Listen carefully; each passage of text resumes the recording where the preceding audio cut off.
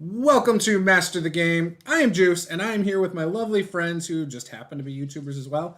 And we are playing Descent Into Avernus. And yes, Luke is holding up his beautiful death certificate, one of them, because he has not been in person to get his other ones. I'm going to earn my next one tonight. Anyways, I'm going to let somebody, I don't care whoever does it will get inspiration if they can do a good, proper recap.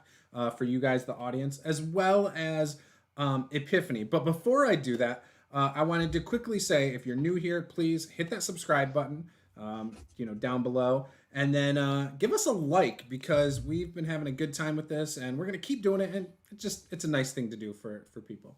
So with that, let's toss it over to everybody to introduce themselves. We will start with Luke, and we'll just work our way across. I'm a cleric. Are you serious? Oops. Which character am I on? You're not a cleric. You're a paladin, aren't you? I was like, wait, I thought I was a paladin. While we're doing this. So I almost asked that about the overlay when you sent it, but I wasn't sure if I just was making things up or what. So if you guys don't think I'm a good enough cleric, just say so. All right, I know the overlay is going to be Jack for a second. So I won't change anything, but it's good to know. Okay, so I am not a cleric. I am a paladin. I don't remember what voice I was using, so I'll just make something up. What kind of paladin are you? It says here that I am a Protector Aasimar paladin. Protector Aasimar paladin. Yeah. He's also not a human. I know, it's copy and paste. Yeah. My name is Caeldrim, though. I think that is accurate. You guys can call me, my friends call me Kale. You can call me Caeldrim, and that's what I'm playing. I'm playing a paladin. Paladins are very survivable. It's hard to kill a paladin. So that was my plan here. We'll see. This number 3. Same team. My Adobe's not wanting to load up. It's like too much computer usage. Yeah. He can be a cleric today. I was going to say, we might just pretend. You might be a pretender tonight. Really, he's just trying to help you with your next character. Right. Next up, Paula with Vox. Go ahead, introduce your character. So I'm playing Vox. She is a changeling bard. College of Whispers. I don't know. She's That's it. cool sometimes. Well, I don't know. What do you want to know? I don't know. What are her bonds, ideals, flaws? Buy some time for me for a second. She likes poetry. I don't know. She has some spells. That's all I got. All right, cool. Next up is, I believe, Nate. Yes, sir. So I am playing, my name is Nate, and I'm playing Zed Argith, who is a drow rogue, a native of Baldur's Gate, born and raised, a member of the guild. Which guild? I don't know. The guild. The guild. That's what the book says. Days Guild. I'm excited to be back here. For the record, this is my first character. So we're talking about Felicia Day's Guild, right? The Protect My Avatar song or whatever. Does anyone know that song? Sure. Do you want to date my avatar? That's what it was. Thank you. I've watched that on Netflix before. It was great. And last is Epiphany, run by Jake. Hey, I am playing Epiphany Ericelian, a tiefling trickster cleric who apparently doesn't remember what he sounds like. Scottish, I think. Or Russian. No, he is not Scottish. Was he Russian? That's right. It's a little more Eastern European. He's dwarven. That's the dwarven cleric, half dwarf, half cleric. Oh my god! No, that's how tieflings talk here. That's my next character, a dwarf tiefling. Dude, you had it was a Russian accent. I swear it was kind of a little bit of Russian. I was having a bit of trouble remembering what it was that I sounded like. It's been a minute since I've been here. Yes, Epiphany Ericelian is a cleric. Trickster is a bit of a misnomer. I like to think that I patronize all of the faiths. The gods, all of the gods, they favor me a little bit. I love it. All right, and then who wants to give the recap for the viewers and earn that beautiful inspiration? Not me. Since I had practice in You did the a great job. and I fumbled over it in our messenger chat earlier today, I think I've got it a little better now. Let's do it. All right. So we had been tasked by the Flaming Fist to investigate these murders that were happening in Baldur's Gate that were believed to be, were believed to be caused by followers of the Dead Three gods, who are evil gods. And we did so and traced them to a bathhouse. The bathhouse, I think it's safe to say, kicked our butt pretty good. But after losing a couple characters, we eventually fought our way through these cultists of the Dead Three. And we met up with Mortlock Vanthampur. Am I getting that name right? Yes. Okay. Nailed it. Perfect. And he was engaged in combat with some of the followers of the Dead Three as well.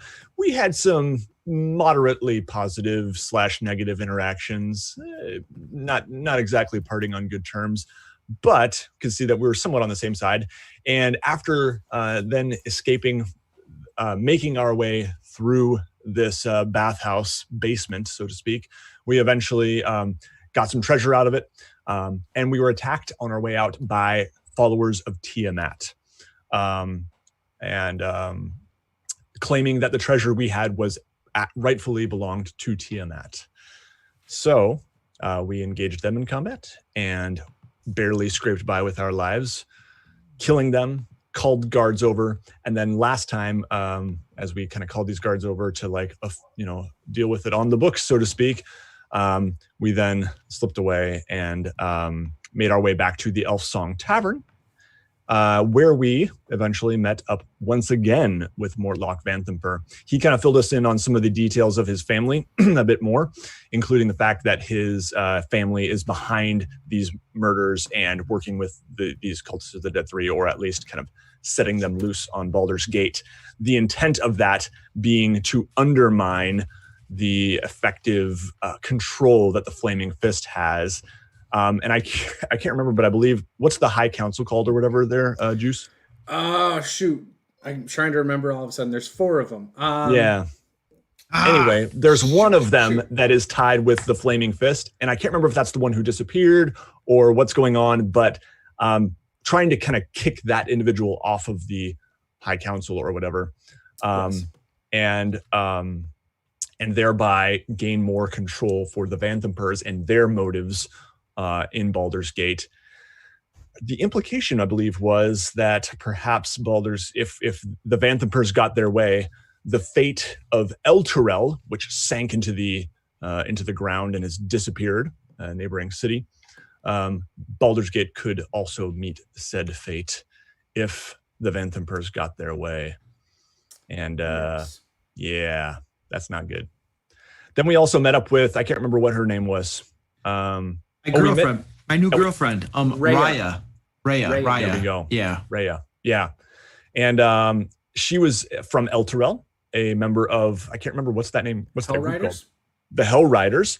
These kind of holy knights of, or she has some affiliation with them. She's quite young, but holy knights of Elturel. And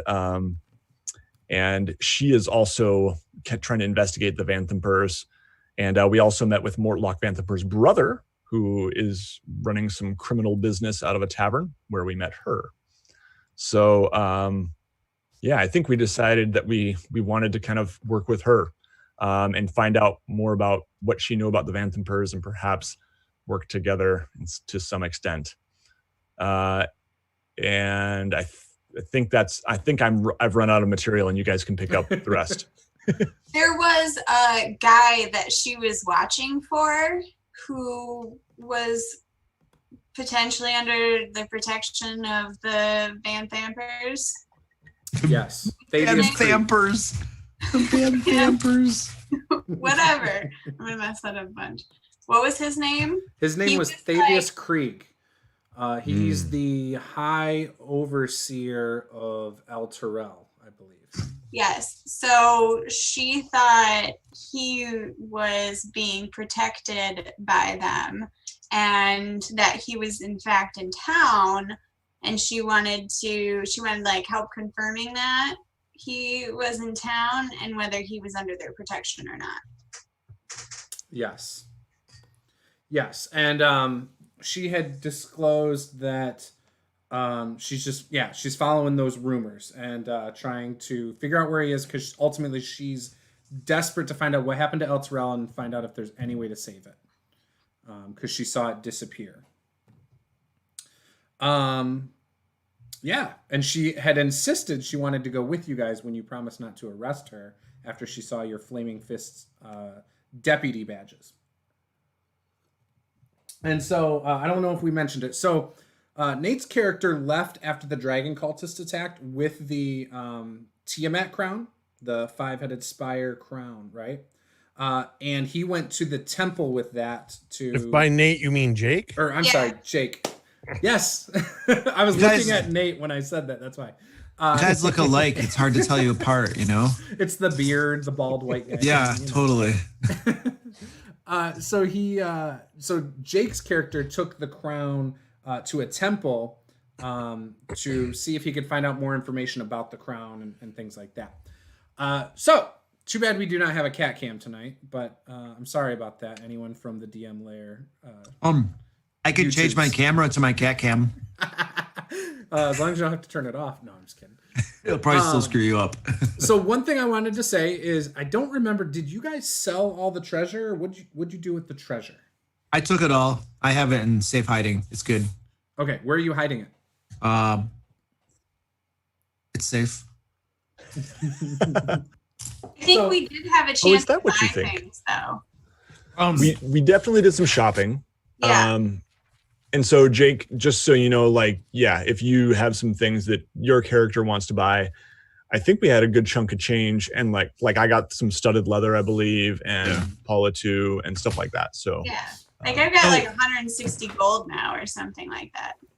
Yeah, I sold most of the stuff on our loot list. I kept a few of the things that might be useful, like some masks and robes and stuff, so we could disguise ourselves as bad guys if we need to. And we do have a good amount of coins. We have 6,900 copper pieces. And then we have 1,799 silver pieces. That you dragged into the Elf Song Tavern. Yes. Absolutely. Yes. And left in your room. It's in my boot. So and then we have 92 gold pieces. 92.5 gold pieces. Yes. So here's the other thing too. If you guys are interested in buying magical items, you can do that. However, you have to run it by me, and I will roll to see if it's even possible that it's within the city. Okay. We're gonna have money for it too. Yeah, and the money, and we're gonna use the DMG money. So, whatever it says on page 135 of your DMG, that's what we go with. But also, the more rare it is, the less likely it is to even be there as well. So, just so you know. So then, is it conceivable that I would have had enough money to buy a hand crossbow? I believe so. I think they had a couple hundred easily. How much does it cost? Not 75. Yeah. I feel like we even bought a couple potions of healing too and dispersed those out. Sure. More lack of confidence in your cleric. Well, you weren't here the last couple times. We had to get used to doing things on our own. Cleric in a bottle. Cleric in a bottle. Hey, just because I let Paula's first character die because my cleric had no healing magic. All right. Yeah. Hey, So, just I mean, if you guys are okay, doesn't if you mean you're a guys- medic, okay? Yeah. If you're okay with it, I would like to purchase a hand crossbow Yes. Yes. because I need ranged. Yeah, we'll say that you bought it on the way to the temple. Yeah. I don't know if you're proficient in short bows, but I also have one of those that I found out my character's not proficient in. Okay. No. So just so you know, Jake, if I'm assuming you're not proficient. You're a rogue. You're a rogue. How are you Exactly. not proficient in short bows? I don't know. That's And just you're the an elf. rogue is not. We He's a covered this drow. last time. We checked.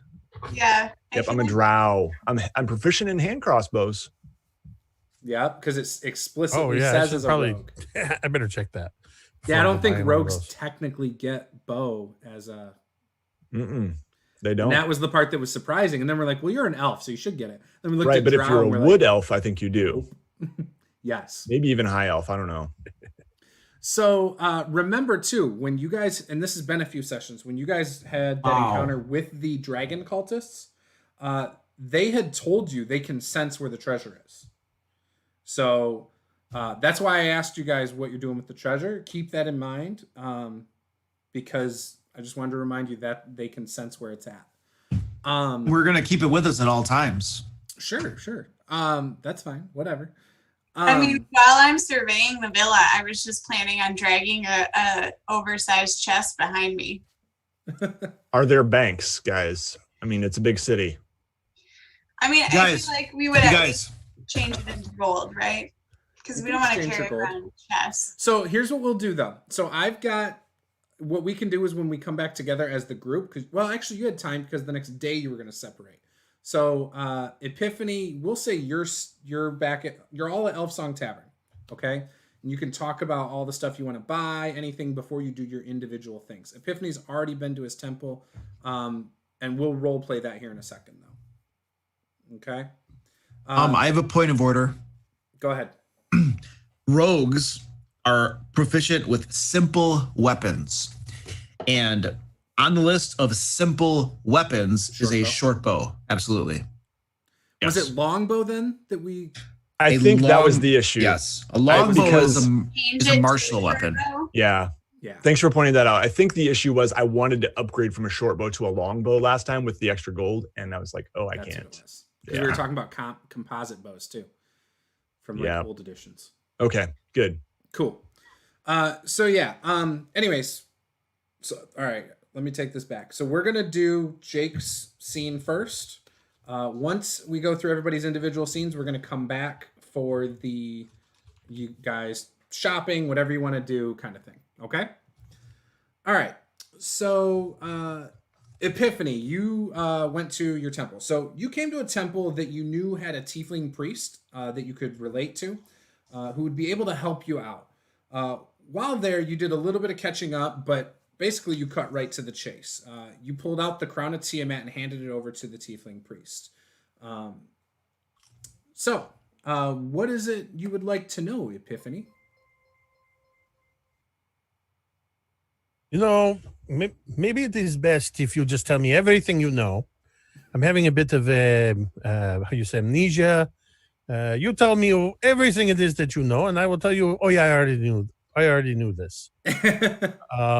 Yeah, honestly, I don't know what kind of questions I should be asking. I think before you guys were curious if it was magical, and you didn't have the detect magic at the time or any of that stuff. So we don't know what this is. Correct. You knew it was for Tiamat, but that's about all you knew. Okay, so I think that would be my approach.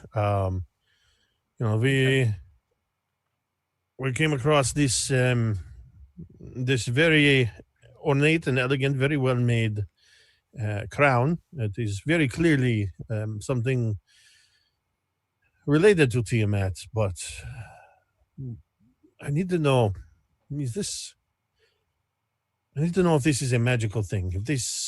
Is there something more to it than a ceremonial headdress?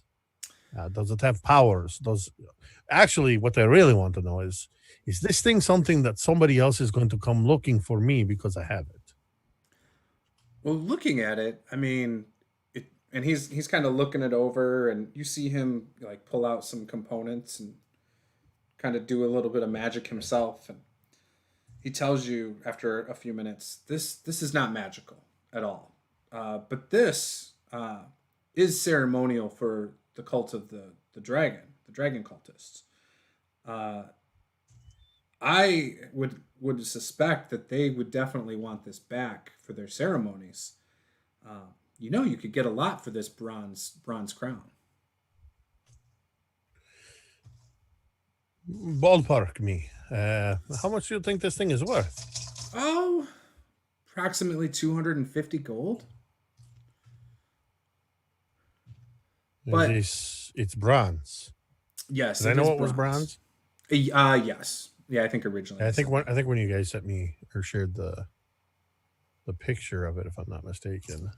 It has different colors and stuff, yeah. But it's predominantly bronzed. Yes. The type of metal is bronze. Maybe it's painted or something along those lines. If cultists are seeking this, you should probably get rid of this pretty quickly, I would say, and any other treasure associated with it. That's very good to know. I mean, do you think is this something that I need to worry about? Is dragon cultists and the cult of Tiamat, is that really? I mean, how big of a threat are they really? That's a good question. In some of our travels, we've heard that they possibly have been trying to raise Tiamat again. They've been found all along the Sword Coast. I mean, that's what they've always been trying to do. Recruit here, raise Tiamat there. I mean, that seems to be what their whole thing has been all along. But all right. But there's no magical properties. No, not at all. And I don't know exactly how they plan to rise Tiamat, but it sounds like they are continuously trying to get as much treasure to dedicate to her. Yes, that sounds like that could be an adventure entirely to itself. Yeah, the Horde of the Dragon Queen would be pretty impressive. I imagine. All right. Well, this is all very helpful information. I thank you. Yeah. Is there anything you need on your travels? Holy water? Any other kind of aid? I wouldn't say no to a couple vials of holy water, He says, hold on one moment. And he goes back into another room. And after a good 30 minutes, he comes out. And he's got a bag that's like, I'd say about a foot wide. And it's got some stuff in it. And he hands it over. And he says, I think this will do you some good. And he kind of holds it open as he's handing it over. And you can see a couple vials of holy water, 2 vials of holy water. And looks like 2 potions of a red liquid that would be probably cure wounds. By cure wounds, you mean a standard healing potion? Yeah, 2d4 plus 2 each. This is very generous of you, and we will aid it in the honor of the temple in our duties. We will use it in the honor of the temple. Excellent. Yes, continue to spread the word. Be safe, friend. As you. All right, so you're able to start heading back to Elfsong Tavern, and you're able to get there without a problem. Now, let me jump over to Caeldrim and Reya, which Reya is actually going to be played by our good friend Jake here. And look at that. You guys are sitting at the Elfsong Tavern up at the bar. And Caeldrim, you had said last session you were going to try and get to know her a little better and just try to earn her trust because she seemed like a good person. I said that? Yeah, something along those lines. Is there anything I need to know about Reya from your previous encounter with her? Yeah, she's easy to go. She's very gullible. She goes along with most things. Let me rephrase that. Juce, is there anything I need to know about Reya? So she was reluctant to trust at the Low Lantern Tavern. In fact, when Caeldrim approached her, she had her hand on the hilt. She noticed after a short amount of time that they had Iron Fist badges, and she almost panicked and pulled her sword. But they told her that they were not going to arrest her at all, and they told her that what they were trying to do, they basically opened up a little bit, and she basically told them she didn't give a crap about Baldur's Gate. It's a cesspool. But she did say that her main priority was to save El Terrell if there was any way possible. And she had heard that Thavius Krieg, the High Overseer, was here. And you would know that as a Hell Rider, she looks up to Thavius Krieg. Like, he basically saved El Terrell from like the darkest period of any city's existence.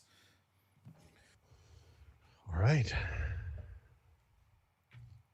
And she's a teenager. Mm-hmm. About 17 years old. What? She's that young? How old am I? Last time you didn't care. You're like, well, she's probably hot.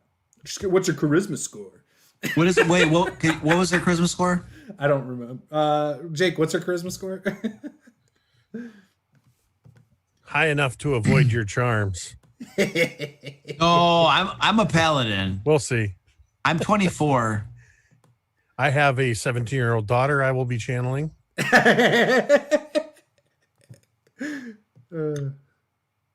love it. She's got a 10 charisma. My charisma is very high. Paladin. She's got expertise though in charisma saves. I'm just kidding. So yeah, let's get to know each other so that you can give me information I need. By the way, Tarina has offered to buy you guys free drinks at the Elf Song Tavern for the next few nights.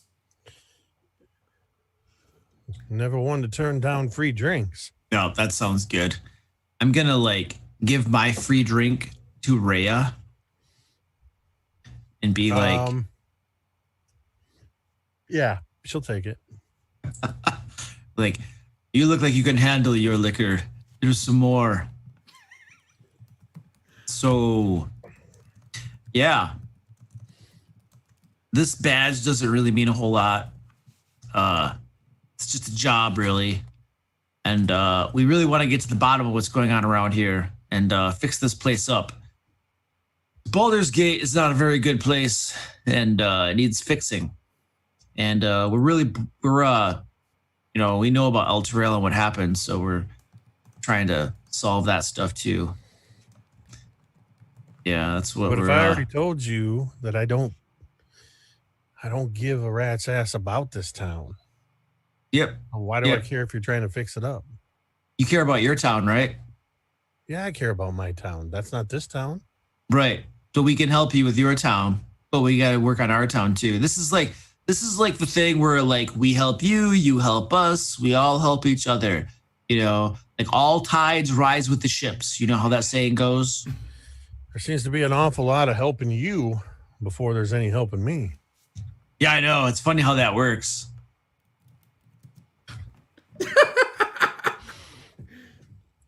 So as this is going on, the tavern owner walks over, and it's kind of slow around here. I mean, the regulars are here, but they're not. They're fine for now. Alan walks over and says, "What's this conversation going on over here? Saving the town." Who's Alan?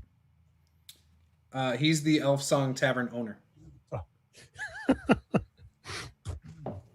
Are you going to help us? You asking Alan that? Well, he's the one that came over and asked us, right? Yeah. So yeah, Alan says, "Yeah, I'll us? help you sort things out." I mean, it sounds like you're having a disagreement over here. Well, I mean, it's a conversation. Yeah, we're talking. You know, I was basically asking for help, and she was all like, "You got to help me first." So she's being kind of selfish, kind of like a teenager. That's not exactly. That is not what I said. Well, sure. What did you say then? You don't even remember. I believe she said that Baldur's Gate is not her hometown, and so she has no stake in it. I believe what I said was, I don't give a rat's ass about Baldur's Gate. Right. So we actually care about other people's towns, like El Terrell, for instance. And, we would like to help other people, other wares and stuff. We're pretty sure that what's going on here in Baldur's Gate has something to do with El Terrell.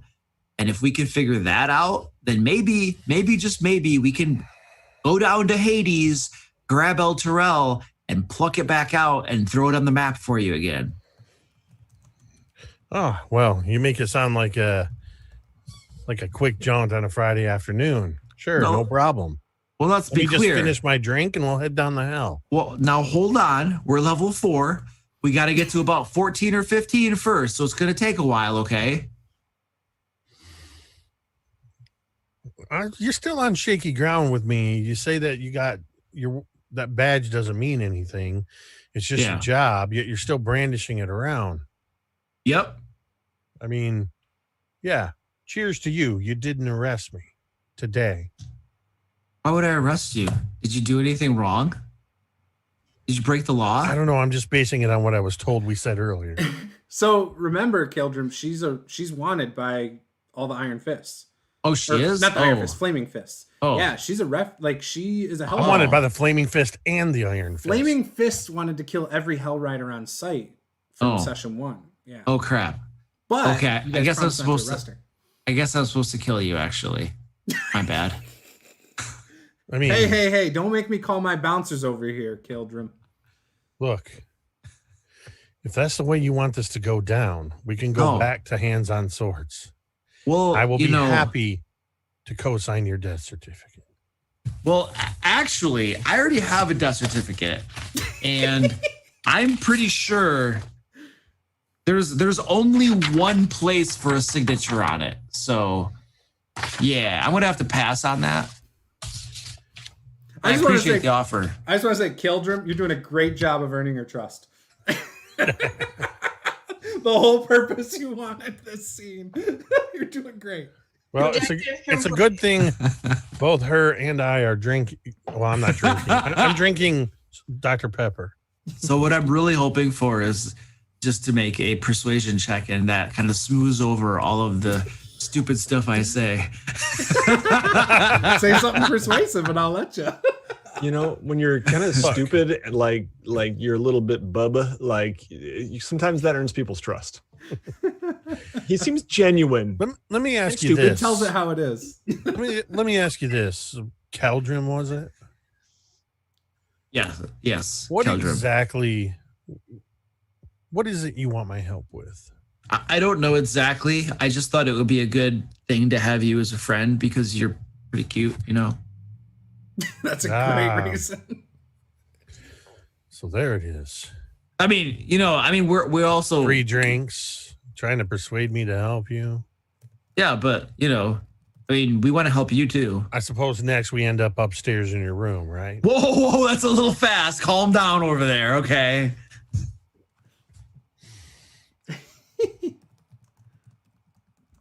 I think that's illegal too. I don't know if that bothers you. I don't know about Baldur's Gate, but in my life, okay. Yeah. Can we just change? Can I just see your character sheet real quick? We'll just change that 17 to an 18, and then we should be fine. Oh my gosh. Let me just make one thing very clear. We are not going up to your room. Not now, not ever. I don't even have a room. Good. We'll just move past that. We'll forget I mentioned it. You brought it up. I didn't say anything. All right, look. I'm going to level with you. Okay. I'm kind of on my own here. I don't have any friends. Not here. For all I know, they're all dead. And I can't get where I got to go on my own. I need help. Okay. If I'm going to get into the upper city, I'm going to need help.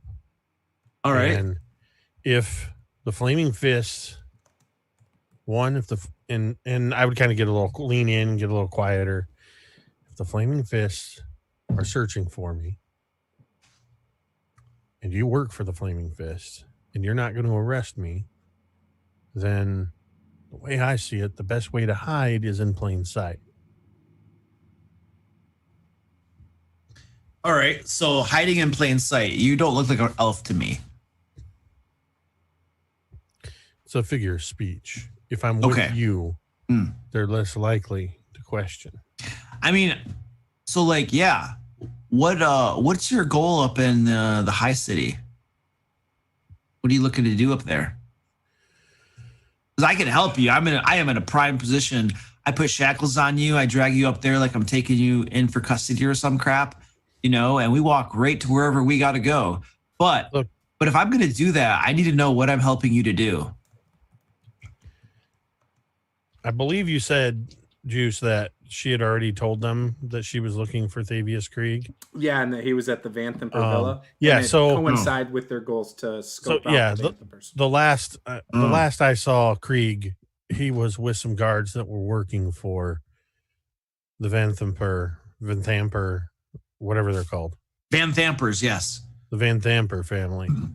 And they're in the upper city, and I can't get there. Okay, so we actually don't like the Vanthampurs because, according to my notes, they're doing bad things in the city. I think if I remember correctly, they're actually behind all of the cultists and bullcrap going on, and they're trying to. She is the high chick lady over that city is trying to wrest control of. She's Baldur's just one of the Gate. dukes. Yeah, she's just one of the 4 dukes. Yeah. She's one of the dukes, but she's trying to get control over the city by leveraging these cultists and stuff. So she's a bad person. And if she is responsible for Thavius's Krieg's disappearance, capture, and stuff like that, then that makes her doubly bad. So we could actually, if we were all to travel together to their mansion, we could just make this a group effort. You know, we go in, we kill the Duke and other people that get in our way. We find Thavius Krieg. Our goals are met. Your goals are met. We're all scratching each other's backs and we're all happy. Well, when you put it that way, it sounds like we're on the same team already. I mean, I've been hitting on you for some time now. Wasn't that obvious? Let's see if you are successful. I just want an opposed charisma check just to see what happens. All right, here we go. I rolled a 15 and my modifier is a 3, so 18. She picks up her drink. What can I say? You make a persuasive argument and sort of pushes back away from the bar and then leans in really close to you, Caeldrim, and says, "We're still not going up to your room." And then walks past you. I didn't even bring that up. Why do you keep bringing that up? I like to think you're saying that after she's walked past you and you're just like, what? I didn't say that. All right, awesome. All right, let's jump to the next scene. This is what happens when you don't show up for 2 sessions. Juice throws you in the deep end and says, "Here, play an established NPC." Oh, no, she was literally only there for like 5 minutes of the last session. It wasn't long. But they, so she, the Vanthampurs, by the way, so you guys know, so you remember since it's been a while, they've been trying to undermine the Flaming Fists by paying Cultists of the Dead 3. So that's kind of what's been going on. And then, yeah. So anyways, we are going to jump over to Zed. So, Zed, you have put out some feelers to some of your contacts and haven't heard much back. And so you decided to seek out a guild house. In the midst of this, you followed the signals through the sound, you know, like the little thieves can't markings and stuff everywhere. And it led you down a not so bad looking alleyway to a door. You did a secret knock on it and it opened, leading into the guild house. When you walked in, the family that lives there actually left the room. And shortly after, a secret door opened to a basement. You see blazing torches lining the walls all the way down into the basement. As you walk down, sitting in what appears to be a cozy chair is a guild leader, seemingly of high elf ancestry. He looks up at you. May I help you with something? Yes, we some of my friends and I have a person of interest we're hoping to keep eyes on. Could use a little help in tracking. Oh, well, that's an easy enough thing. I mean, depending on who it is. Surely you have some gold for this, right? Of course. And I, yeah, we'll say I maybe I even try to shake my coin purse so as to sound like I have very little, and then kind of put out two gold coins and like maybe a couple silver from the pouch and say I don't have much. Give me a sleight of hand check followed by a persuasion check.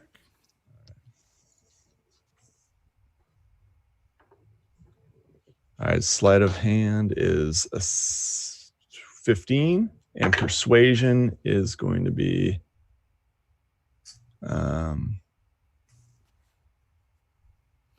where is persuasion? Perception, performance. There we go. Found it. 9.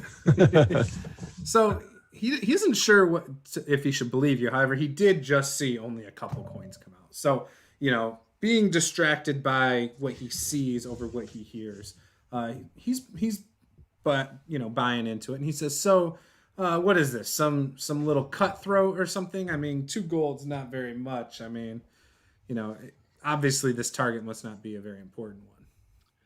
Well, he comes from an important family, but no, he himself is bottom rung, we'll say, practically out on the streets from what I hear. So it shouldn't be too hard. And he's a large fella, so hard to miss, if you know what I mean. Oh, yeah. His name is Mortlock Vanthampur. Oh, of course. Everybody knows the Vanthampurs. He is an easy one. We've seen him around town quite a bit lately. A little too much, actually. Yeah, he's been causing a stir. Anyway, we heard he's leaving town and just want to try to intercept him before he leaves. An important conversation needs to take place. So if you could just give me any information on if he's been seen, or any information on maybe a ship that he may be departing on or anything like that, that would be just great. Ship, you said, huh? Yeah, I can't remember. Were we watching the dock specifically, guys? I can't remember if that's just where the last tavern was. Yeah, he was planning on taking a ship out of there. Okay. Yeah. So pretty much we just need to know if there's a ship that he's leaving on. We need to make sure we intercept him first. Mortlock is easily tracked for sure. He stands out in a crowd. But with that, it still could take a few days. But we'll find his whereabouts. Are there any contacts at the dock who I could specifically just kind of check in with? I know the guild has eyes everywhere. So is there someone at the dock in particular? Docks. So you would know the docks there's a lot of docks, the way the city's kind of filtered around. In fact, let me pull that up. That's kind of how the city's set up. Oh, yeah. Yep. And so to say on any particular spot would be pretty difficult. So with that, though, what he says he can do is he can put the word out, and he should hear within a couple days roughly where Mortlock is, or any, whatever he hears or sees. He asks you specifically, he says, do you want a message delivered? Or would you rather have his location? I think we'd rather have his location. I think it's going to need to be a face-to-face convo. Okay. We'll do this. What do you say? 15 gold? 15. Jeez. I don't know if I can scrape that together. He's a Vanthampur. He's worth more than 2. Even if he is the bastard son that they don't care about. Oh, bastard, really? Okay. Whoa. Well, could we do 10? I'm sorry, I'm not a man of means. That should be sufficient. Really appreciate it. All right. Ed. 5 now, 5 upon completion. Deal? Deal. And I kind of go into my pack, and I know right where the money is, but I'm rifling around for a long time, just pretending that I really gotta, whoa, this guy's squeezing me. Oh, finally found it. Here we go. All right. He tells you, yes, we'll find you. Where are you staying in town? Staying at the Elf Song Tavern. Okay. We'll send a messenger for you when we have something. Great. Really appreciate it. All right. With that, you're able to head back towards Elf Song. Nothing seems to happen out of the ordinary. You seem pretty good. Um, just a quick question for you guys. What is all of your passive perception? 29. 100. 14. 14. So, 12. let me see. 13. What's the stealth score? 13. What's the stealth score of the guys? There's nobody stealth, and I'm just curious what everyone's passive is. Oh, okay. It's 12. You're sitting in Elf Song Tavern. What are you worried about? Someone's gonna come up and shank you with the bottle. All right, Vox. All right, so you were gonna head to the villa and scope it out, try and get some reconnaissance going. Heading to the villa, you have to get through the gates to the upper city. As you're walking through the town and you approach, you see that each gate is manned by about 20 guards of the watch. Now, you know only the wealthiest people are in Baldur's Gate. You don't look super wealthy, but you do have a nice hat, if I remember correctly. Yeah, I was actually going to wear one of these. I have some of these entertainers' outfits, costumes, elaborate attire. I was planning on wearing that. Okay. How do you plan on trying to get through the gate? When you approach, they stop you. So I will pull out my Flaming Fist badge and show it to him and say, I have business beyond the gate. Upon seeing your deputized Flaming Fist badge, you hear the guard say, "Open the gate!" And he steps out of the way and they start cranking it up. And you're able to walk right through. Now, within a few blocks, you notice that it's heavily patrolled by guards of the watch. Every few minutes, you seem to see like guards heading in multiple directions, some standing on corners, just making sure everything seems good to go. You don't see a lot of peddlers or anybody that doesn't belong here per se. You do walk by a couple high-end merchant stands selling really fine items, really expensive items. Some of them have the finest fruits, food, and ale that they're actually selling. And yeah. Anyways, so you approach the where the villa is, and upon approaching it, you see this. And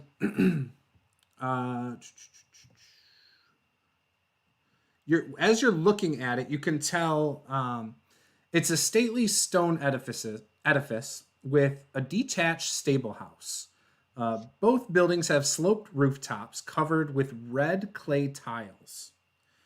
A 12-foot-high stone wall encloses the villa.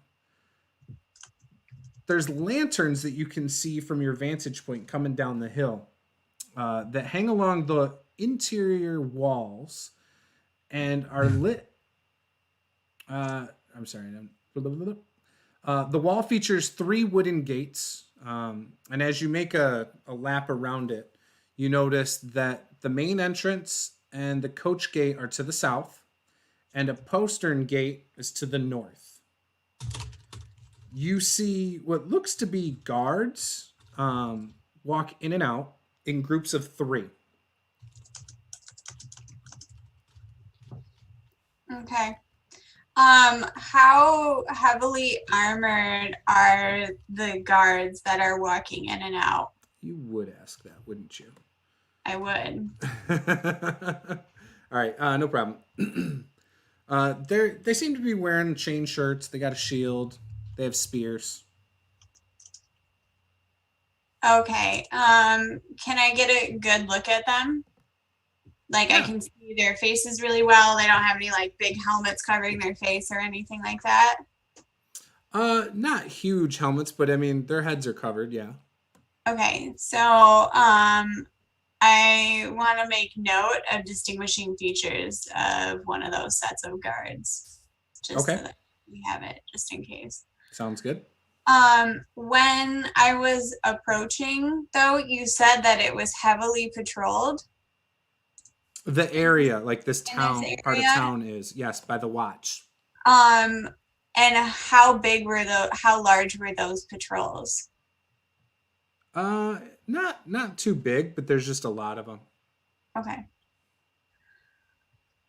All right, so there are 2 gates to the south. There's one to the north, correct?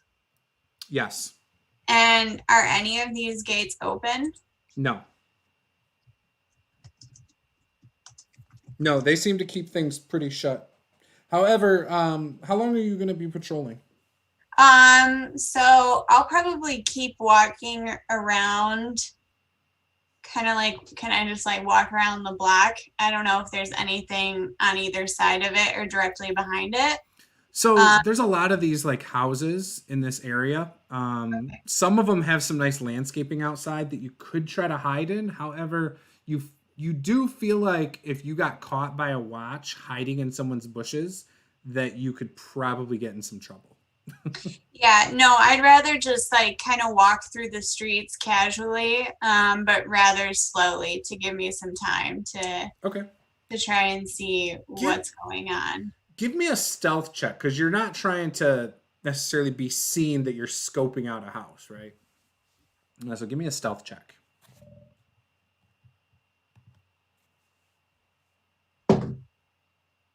Ooh, 21. Perfect. Yeah, so you look like you're just wandering town. Nobody even notices you really scoping it out. One other thing, give me a perception check real quick. 17. So one of the things you notice when you're watching, at times when they do seem to have the gates open for a second as new patrols come in, you notice they're in 3 groups of 3 coming in and out. And they change every 6 hours. So you probably see like at least one switch, maybe 2 switches. But you notice it looks like that the wooden doors and the framed windows don't appear to be locked. And the reason you can tell this is because you see like the maid open a window real quick and start cleaning it real thoroughly and then putting it down. And the same thing with the door. You see him walk. You see a couple of the guards walk into the house and out of it, and it's real quick. No, they don't need to use a key or anything or knock to get in or out. Okay, so the actual doors to the villa are not locked. Correct. Neither are the windows. Are any of the windows left open? No. Go in. Do it. So you said that so I'm on a hill, I assume, because you said when you were heading in, yeah, you were on a hill. Were there could you see anybody in between the actual, like the gate and the wall and the actual house? Were there any people hanging out outside? Guards of 3. So before they'd switch out, they would be inside the gate going counterclockwise in the yard. Okay. And every 6 hours they switch out and leave the villa. Okay, and so they're walking counterclock. About how long does it take for them to walk around the entire villa? Man, you were going to ask me tough ones like that. Well, I don't know if we're going to break this place or like we're going to, I don't know what we're going to do with this information. I don't want to not know. Yeah, find out what type of wood the doors are made out of too. Yeah, that's what I'm next. So the house is probably like 100 feet wide and maybe 50 feet deep. So with that, you would think it would take as long as it would take to walk around a 90 by 50 foot building. Okay, all right. So they're just walking at like a normal pace. Yeah. Okay. Yeah, I mean, it's pretty uneventful probably keeping guard on a mansion, Okay, and I don't see, like, if I kind of watch the windows, aside from the one maid that I saw open the windows, there was nobody else. You don't see even the maid. You never see her leave. You don't see anybody leave the house other than the couple Right, guards. but I just like I don't see their face from the window. No, it's too far away. Like somebody who's like looking longingly. No, you're talking like 50 feet away, probably from the fence, trying to look into a window and trying to be, secretive. Okay.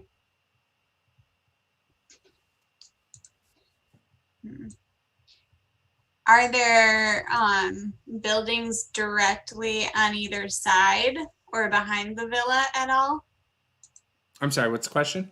Are there any buildings on either side or directly behind the villa? Yeah, just the coach house that's in the back left corner, the northwest corner of the property.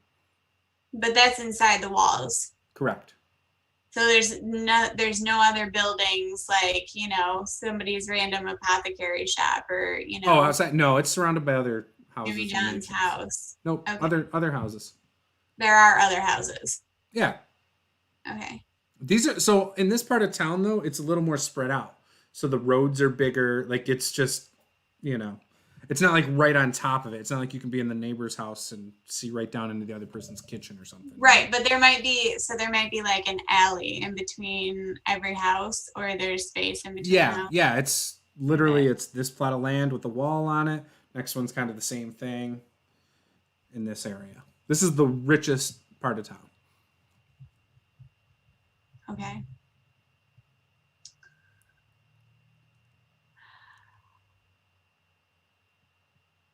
Cool. Got your information? Happy? Yeah, I think that's it. All right, cool. All right, and then with that, wow, you guys breezed through that really quick. That's good. All right, so back at the tavern, Reya has walked away from Caeldrim, and as that's going on, Ephiphany shows up again.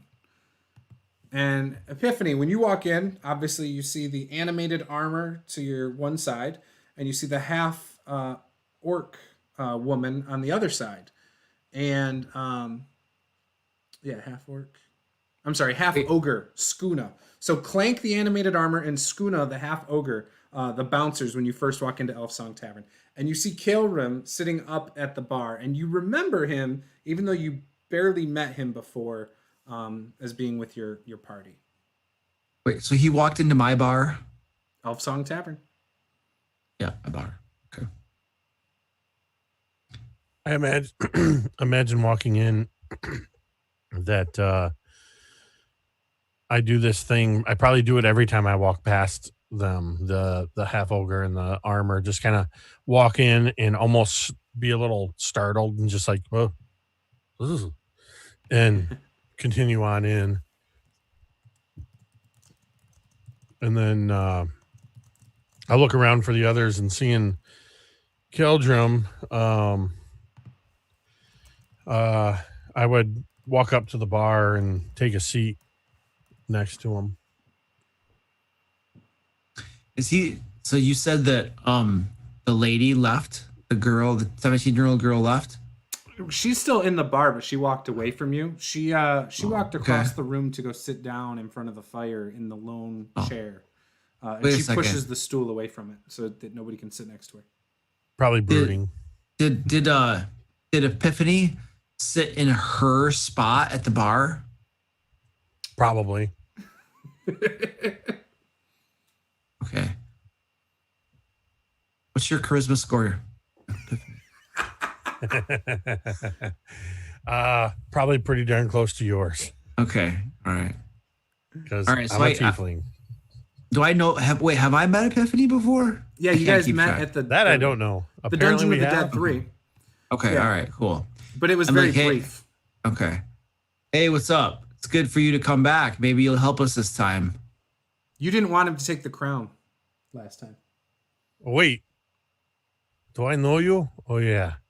Yeah. You know you know me. I'm the paladin guy. Yeah, I'm the cleric guy. Yeah. You're the one that has like, what do they call it? Multiple deities. that you just kind of like use, right? It's a very selective way in which you are saying this. I worship at the altars of many deities, and they choose to bless me with their. I'm not having this conversation with you again. It just seems like you're running around. I don't know, you know? I had an errand to run. I did what I did. You feel a hand on your shoulder, Epiphany, and Zed says, I'm still trying to get him to worship me. I think I'm almost there. You know, I can get on board with that. We could do something. We can make our own church. Yeah, I like this. Well, Zed, when you can bestow magical abilities upon me, then maybe perhaps I will kneel at your altar. Until then, I will stick with it, and I'll sort of jingle the many holy symbols under my shirt. I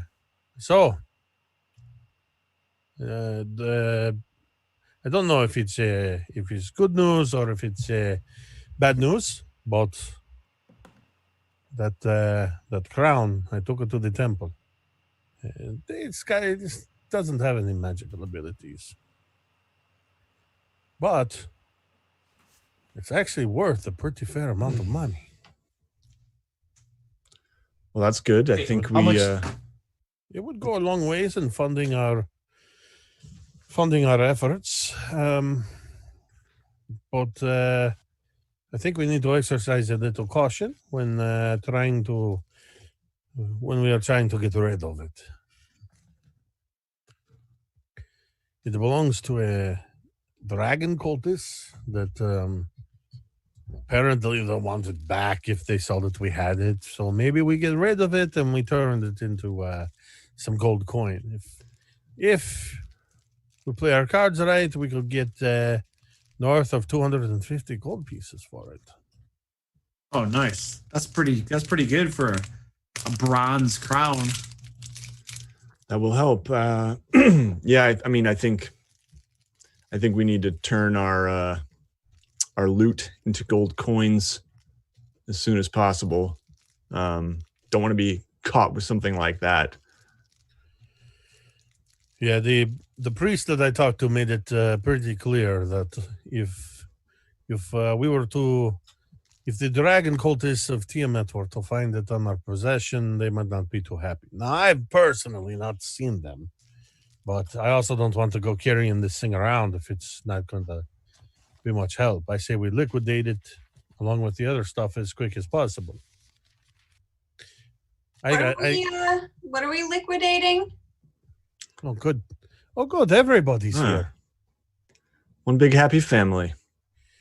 Reunited at last. I'm suddenly realizing that Epiphany's not as smart as I'm probably playing him. He's got some wisdom though.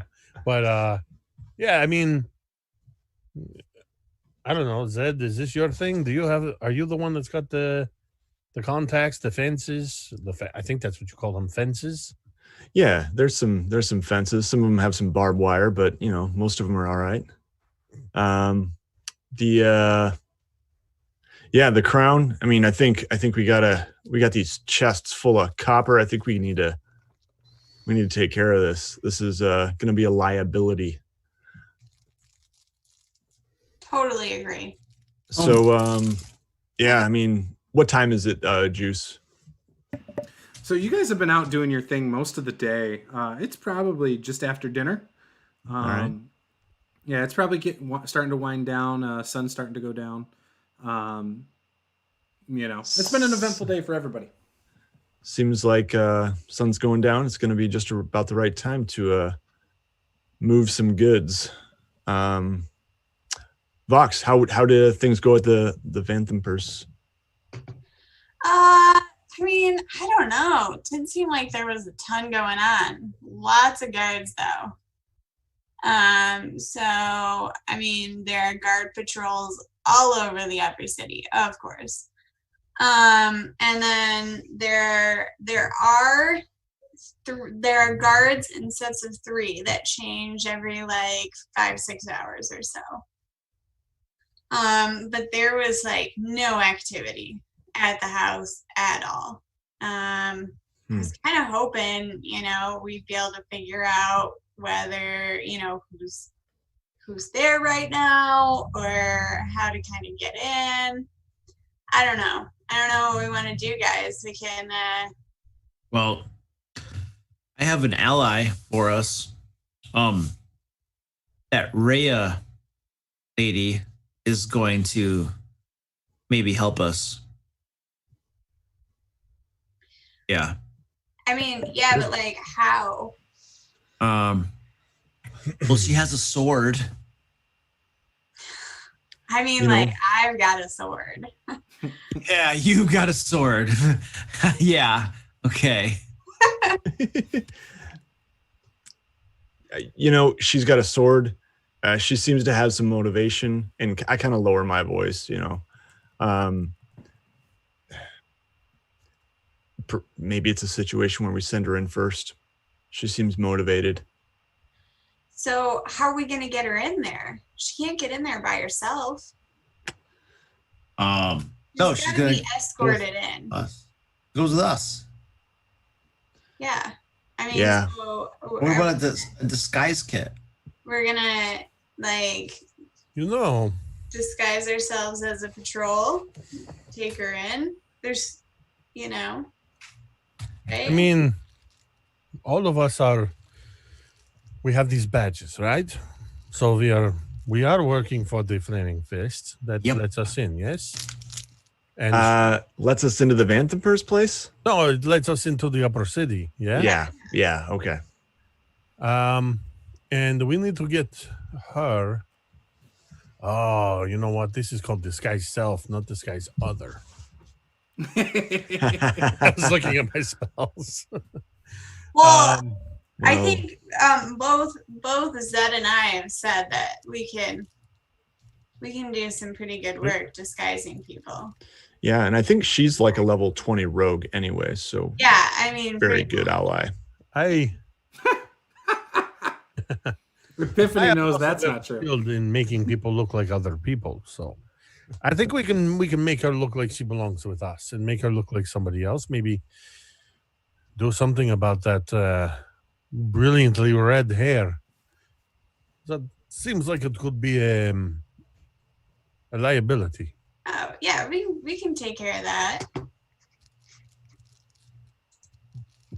As you guys are talking about this, you guys see about 5 cloaked figures walk into the bar. Yeah. Behind you. And, or I'm sorry, not 5. 9 15. cloaked figures. Oh, come on! Walk into the bar. You just doubled it. You're just like, oh, we're just gonna double it. Okay. Well, yeah, you got to. No, I misremembered the numbers. So clearly. Okay. We're gonna roll initiative. However, we gotta roll some dice, man. We gotta do something, right? We gotta roll initiative. We don't even know what they're doing. We were doing 9 people walk into the bar, roll initiative. Like stealth checks, persuasion checks. It was going fine. I was rolling things. It was going awesome. Yeah, I get it. This is to see who's going to buy them a drink first. Correct. Exactly. That's all. That's all. It's going to be Caeldrim. Me. By the way, don't be too worried. According to the book, this is for a 3rd level party of 4. Oh, okay. Perfect. So we're all dead. Great. Moving on. All right. So, and they, seeing you, walk up behind you and just stand in a line. Okay. Now, they're about 5 feet behind you, though. So, again, everybody roll initiative. And what did you get, Caeldrim?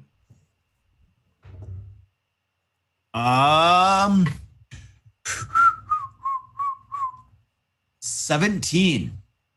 All right. What'd you get, Vox? That's going to be an 8. 8. All right. What'd you get, Zed? 15. 15. And what did you get, Epiphany? 12.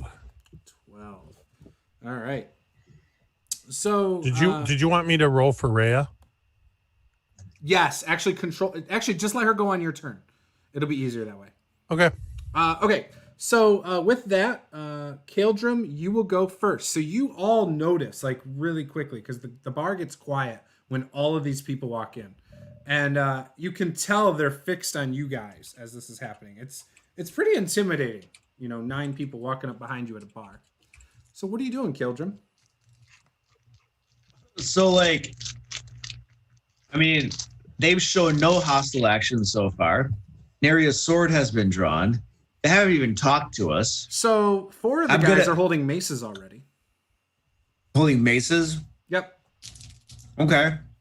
I'm just going to spit around in my seat and be like, hey, guys, what's going on? You here to talk about something? Yeah, you ruined our place down below at the bathhouse. Oh, we ruined your bathhouse? We need our loot back. We need our cash. Oh. Are they wearing cultist robes and stuff? No, they're just wearing black, all black. And they're covering up like pretty much all their stuff. But you see one's holding a mace. Another one has a dagger drawn. And another one, you would recognize this really well, Epiphany, has a skull flail like you remember in the dungeon below. I have one of those. Yeah. So there's 2 guys with the skull flail, 3 guys with the dagger, and 4 guys with the mace. All right. So those are some nice weapons you have there. Yeah, we work for the Flaming Fist and stuff. So, like, reinforcements will come and you guys are all going to be in lots of trouble. You know that, right? Alan behind the bar says, "Can you guys please take this outside? We don't want to have to clean up a bunch of bodies again." Hey, Alan, shut up. We're talking shop here. All right. So the way this is going to go down is you guys either like tuck tail and run, or we kill all of you, and then we turn your bodies over to the Flaming Fist. One of the guys with the skull flail turns to the rest of the bar and says, "Everybody, get out!" And people start walking out. I'm gonna get up and get out too. I'm gonna start moving towards the door. Me as well. I mean, same if everybody's going to do it too. All right. So, Zed. All right. So, Caeldrim, are you moving towards the door as well? I'm gonna disengage and move toward the door. I mean, yeah. So Caeldrim goes towards the door. Zed goes towards the door. Told me to get out. I'm trying to do what he asked me to do. I want to be cooperative, Epiphany starts going towards the door. And after Epiphany, Reya probably stays in there. She's like, they're not even paying attention to her. And Epiphany starts going towards the door. As that's happening, one of the guys with the mace swings at Caeldrim. Oh, come on. Ah! Oh man, does that hit? Did he make it out the door yet, or no? To try and go, you'd have to like go around and stuff. Does a 15 hit you, Caeldrim? No. All right, so he pings off of your armor, and that's what he does. That was his turn. Vox, what do you want to do? Whoa. Well, that escalated quickly.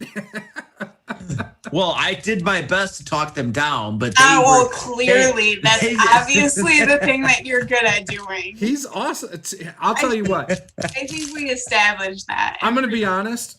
Tonight, I just want to combat.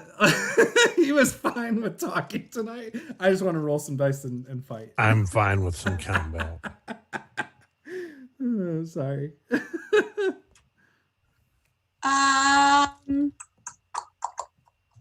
many of them are there? 9 total. They're standing just right in front of us. Now you guys have the door behind you or whatever. You're between them and the door now. Oh, okay. You guys have leveled up twice since you fought these things before. Perfect. So, man. Okay. I am going to. I'm gonna cast Thunderwave. Okay. You can do that.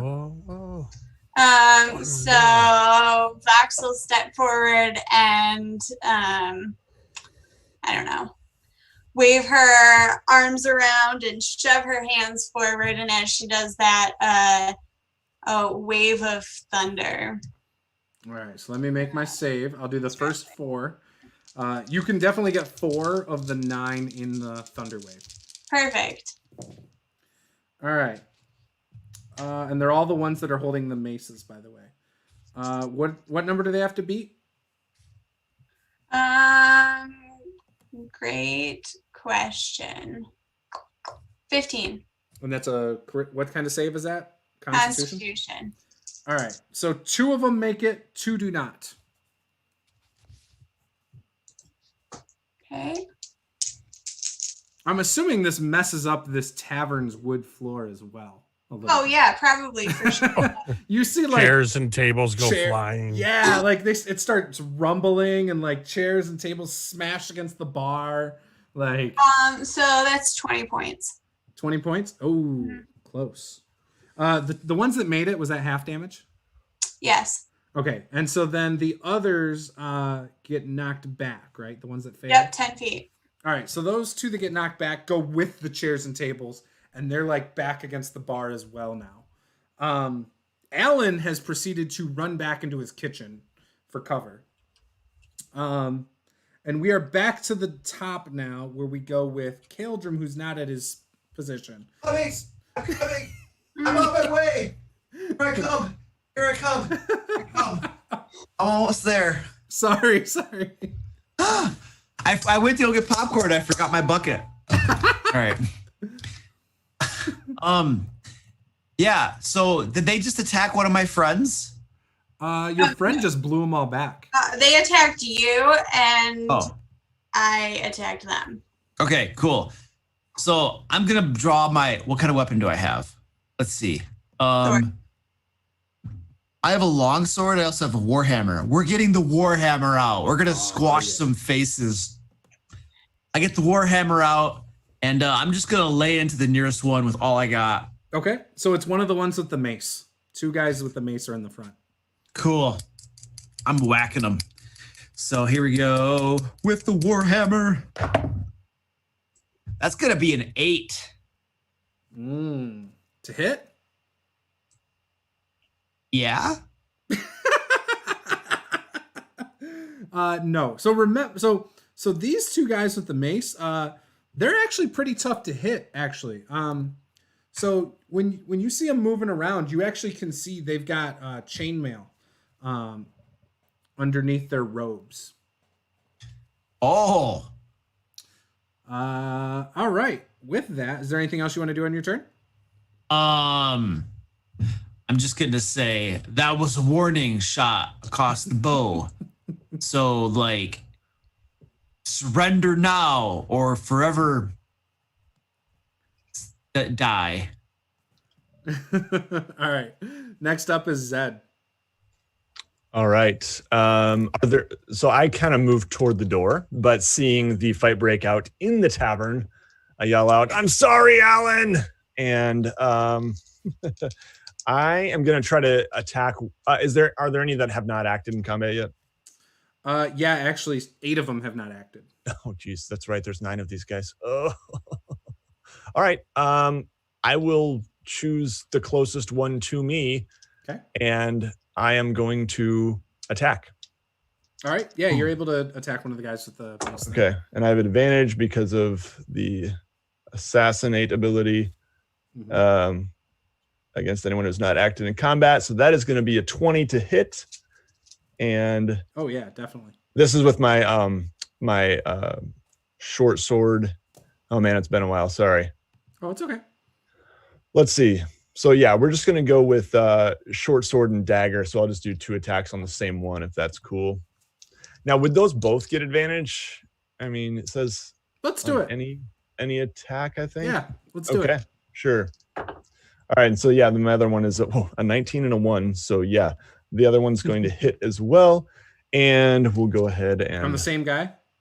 Yeah, on the same guy. What was the damage you did on your first hit? Okay, so my first one was that's a 1 plus 5, 6 damage with my short sword. Okay. Oh wait, plus sneak attack. Do I get sneak attack if they haven't? Yes, if I have advantage, and I do. Yep. And what's his name moved within 5 feet of him too. So you also You don't need advantage if you got an ally in 5 feet. Okay. Yep. So that is going to be actually 16 damage. Also, I thought you killed him. Okay. So that is your first attack, right? Yes. So your second attack, this other guy is also within 5 feet of Caeldrim. Perfect. Going for him as well. Do I need to roll again, or that 19 and 1 is We'll still count the 19. Okay. And so that will be with my dagger now. And that is going to be 8 damage with my dagger. All right. And that's with your sneak? No, I don't. I don't get sneak attack on both. Yeah, because you have an ally within 5 feet. Oh my gosh. I can't Anytime remember how to play D&D, guys. Right. So that's another 8 then. So that's a total of yeah, you killed both of those guys. You're good. Okay. Cool. And then I am going to as with a bonus action just move back, like make sure I'm out of melee range, just good 10 feet from any of the other enemies. Okay. Now Reya, what does Reya do, Jake? She was heading up to my room, I think.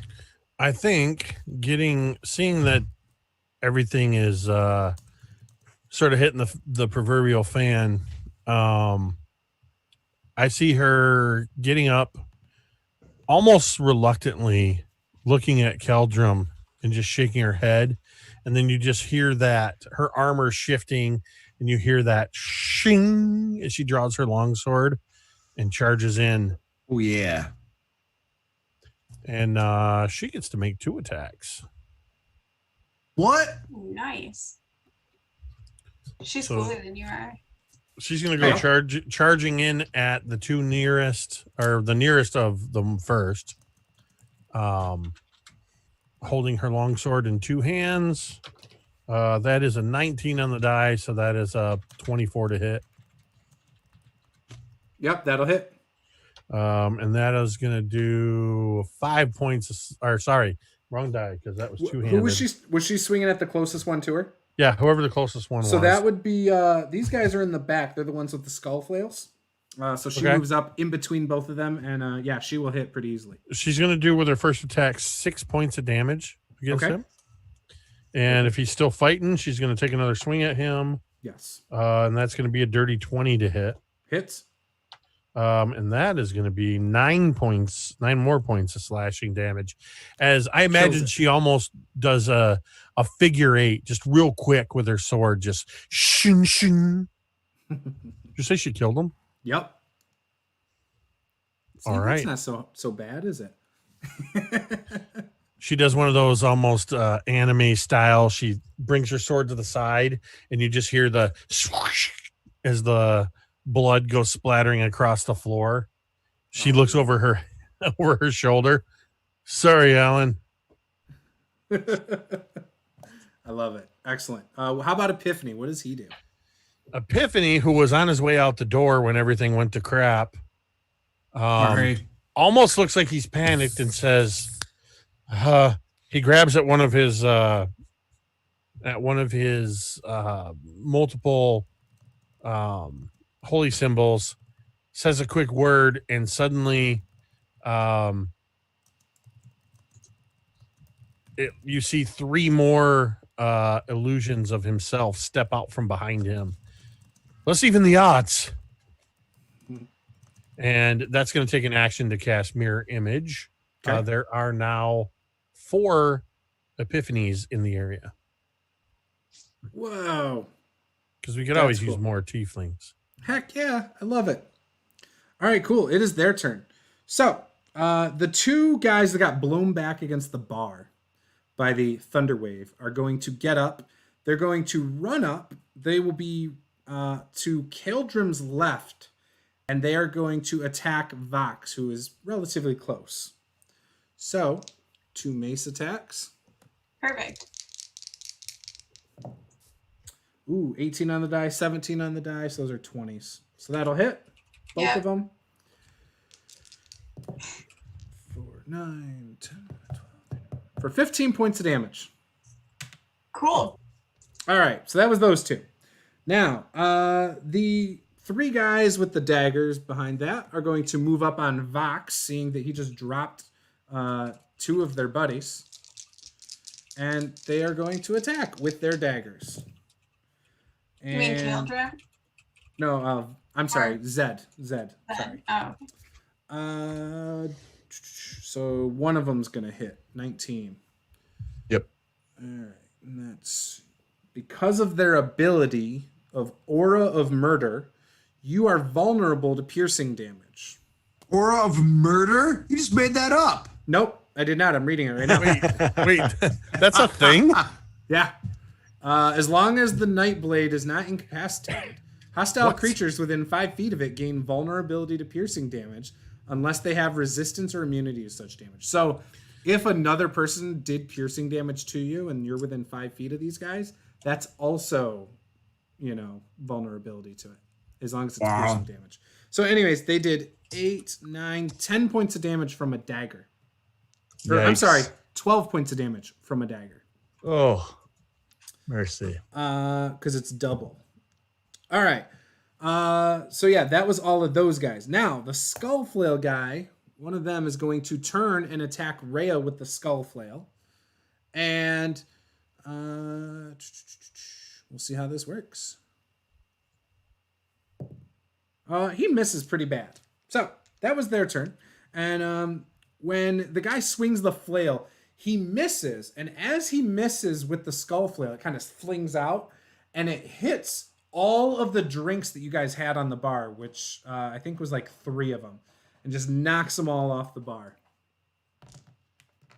And it is now Vox's turn again. It's not Caeldrim first? No. Caeldrim is 17 in the order. Then it's Zed. Then it's Epiphany and Reya. Then it's the enemy. Then it's Vox, who is last, and then back up to Caeldrim. Oh, okay, cool. Sorry. I didn't think it was my turn. So there's 2 of them on me, right? Yes. Okay. So I will cast Cloud of Daggers directly behind them. Okay. So that it should hit both of them. Okay. But that's not going to affect them until their turn. Gotcha. They take damage at the beginning of their turn. So then as a bonus action, I will look over to Zed and say, I know you can hit much better than you are right now. I believe in you. You can have some bardic inspiration. Thank you. I feel bolstered somehow. Go ahead, Caeldrim. It is your turn again.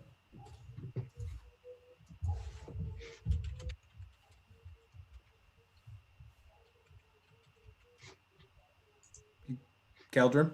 Popcorn Attack. Man? Attack. I missed. All right. So, assuming you attacked one of the guys with the maces who ran up next to you.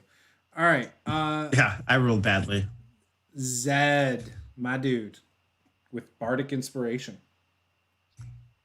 Okay, so I am going to, I guess I'm just going to move. There's one who's now engaged with me, right? Who just stabbed me. Okay. Is that correct? I'm sorry, what was the question? There's one who just stabbed me who's still engaged with me. Is that right? Yep. Okay. As long as that is not one of the ones that Vox cast this dagger business on, I would like to attack it. Yes. Okay. I'm attacking with my short sword. I lunge out and say, that hurt. And then that is going to be a 23 to hit. Oh, yeah. My short sword. And then that is going to be... and is anyone else in melee range with this one?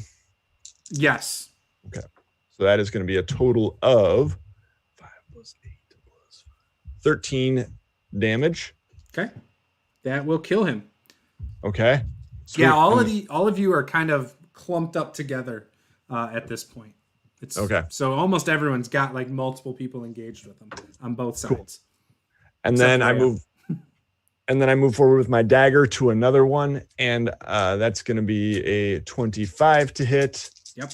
And that is going to be a total of 13 damage as well. Yep, drop him too. So Okay. you guys are down to 1, 2, 3, 4 guys left, by the way. They look a little panicked all of a sudden. And is that your whole turn, Zed? Yes. And then I'm going to move back out. I'm going to disengage as a bonus action and just move back a good 15 feet if I can. You did an offhand attack, right, as a bonus action? Oh, yeah, that's right. I did it last time too. So I probably, never mind. I think I ignored it last time, to be honest. Sorry. Yeah. Well. Okay. That was Zed. We are over to Epiphany and Reya. I imagine Reya looking over at Caeldrim, who missed his last attack, and just saying, That's two attacks. And Yep. just saying, it's looking more and more like this is unbalanced, our partnership here. I seem to be doing most of the heavy lifting, and she's going to make 2 more attacks at a new target. Yeah, but there are 4 of us and 1 of you, so it kind of evens out. Well, her 2 attacks against the next target are a 17 and a 23. Yeah, that hits. So she's going to do 7 points followed by 8 points. So a total of 15 points to the next target. She'll kill the next guy with the flail. And she does it while saying all of this to Caeldrim. And then having, as he falls over dead, she just looks over at Caeldrim and winks. Caeldrim is just going to keep eating his popcorn. And Epiphany, who is now, I should say Epiphanies, the 4 Epiphanies, standing in a cluster. Mirror image is not a concentration spell. So at one of the nearest, one of the nearby, whatever they are, bad guys, he's just going to look over his shoulder and point and say, "What is that?" And cast spiritual weapon in the form of a spectral gavel behind him, a large spectral gavel. And then I'm going to use the bonus action for it to attack said target. Okay. Is this the dagger guys or is this the mace guys? There's 2 probably mace more guys, of the one mace dagger. guys. Okay. Probably more of the mace guys. I'm more worried about maces than daggers. Okay. Let me just mark off the spell use. And that's going to be a 14 to hit. That'll hit. Or no, that won't. Oh. They have an 18 AC. Or 16 AC, I'm sorry. So the gavel, the spectral gavel just appears in the air and just goes shoot, shoot, shoot, but misses him. Awesome. All right. It is their turn. There's 3 of them, and they quickly look at each other. And sorry, go ahead. I was going to say, at the beginning of their turn, they would see on the other side of the 2 in front of me, they would see a whole bunch of daggers appear and spin around and slash at them. Okay. Do they have to make a save? Nope. Oh. It is Never mind. 11 points of damage to each. Yeah, they did. So those 2 look around at the other one, and they're all like, "We should run." And as that happens, you see these daggers just start slicing the 2 with the maces up, and you see chunks of like blood get flung around the bar from this spinning whirlwind of daggers. And the other guy looks like just, oh crap, because now he is by himself. And he is going to attempt to disengage and run towards the back door. So the only one he actually has to run by is Reya, but he was using the disengage action.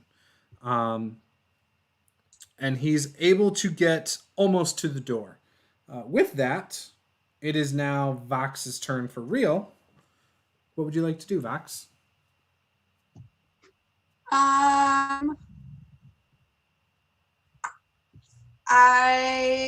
will snap my fingers and create a card and try and throw it at him. Okay. So that is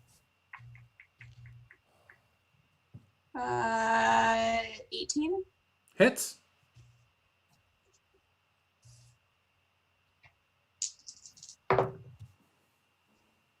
Okay, it's 6 points of poison damage. All right. So you guys see this card like show up in Vox's hand, like Gambit style, and she kind of flicks the wrist, and you see this like green trail behind it as it hits this Nightblade cultist in the back. And he kind of almost falls, but he keeps his bearing and continues to move forward. Caeldrim, he's probably a good 35 feet away from you at this point as he's running towards the back door. Is this the last one? Yes, last one. Oh, I'm going to get him. All right. Do I have any spells? I have spells. None of those help. All right. I'm going to heft my javelin because I cannot run that fast. Heft that javelin up and just let it go sailing at his back. All right. Woo! 23. Yup. All right. That's what I'm talking about. 1 point And- of damage. No. It's a javelin. I'm good at javelins. For 4 points of damage. Nice. You did not drop him, though. Oh. So you guys see this javelin spear this guy through his side, but it just kind of nicked him more than it went through him, right? And so then it kind of like hits into the floor and really digs into the floor. And with that, it is now Zed's turn. This guy's bleeding out really bad, too. Take him out. Take him out. Yeah, do we want to take him out, or should I try to leave him alive, I guess? I mean, you could just knock him out too. We could question him or something. Maybe he has information. Yeah, I feel like I will probably just rush over and try to club him with my short sword, basically. Okay. So I'm gonna do that, and that's gonna be a 18 to hit. Hits. Okay, and that is gonna be 8 damage. He's unconscious. Okay. Bleeding out. Someone want to stabilize him? Wait, who's bleeding out? The cultist. Oh, no. Wait, the bad guy? Yeah. I think the question is here, you guys. Do we want to interrogate him later? Yeah. I think Okay. we should. I think we should find out now that the bathhouse is, what is there? Where's their other base, basically? Yeah. Do you want me to stabilize him? I'll I think do we it. should stabilize him. I'll do it. I go over. I'll do it. Okay. Okay. Yeah, let him do it. Yeah. Does he have any holes? Does he have any holes or wounds or anything? Yeah, he's got a hole from your javelin. Yeah, I'm going to pull my javelin out. And now he has a nice lump on his head from the broadside of a sword. All right, awesome. And I'm going to try to stabilize him. Okay. He will be unconscious for approximately 3 hours. All right, cool. So after having successfully stabilized him, I imagine I was like plugging his holes with like rags and stuff, so that, it's not splurting blood anymore. Okay. Oh, do you have a med kit or do you have the stabilized cantrip? No, I was waiting for a medicine roll. Oh, okay. I thought you had the cantrip when I said stabilized. So my bad. Yeah. So give me a medicine roll. All right. Woo! Don't fail.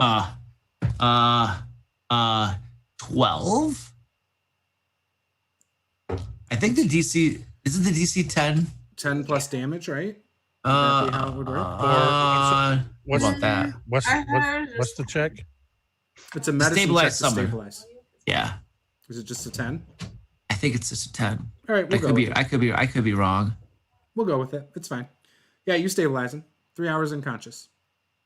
All right, cool. He's You guys, not bleeding out. I'm the new cleric.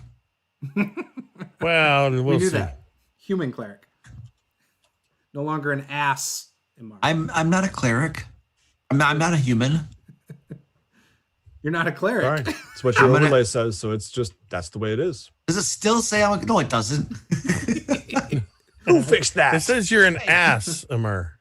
Oh man. I mean, that's accurate.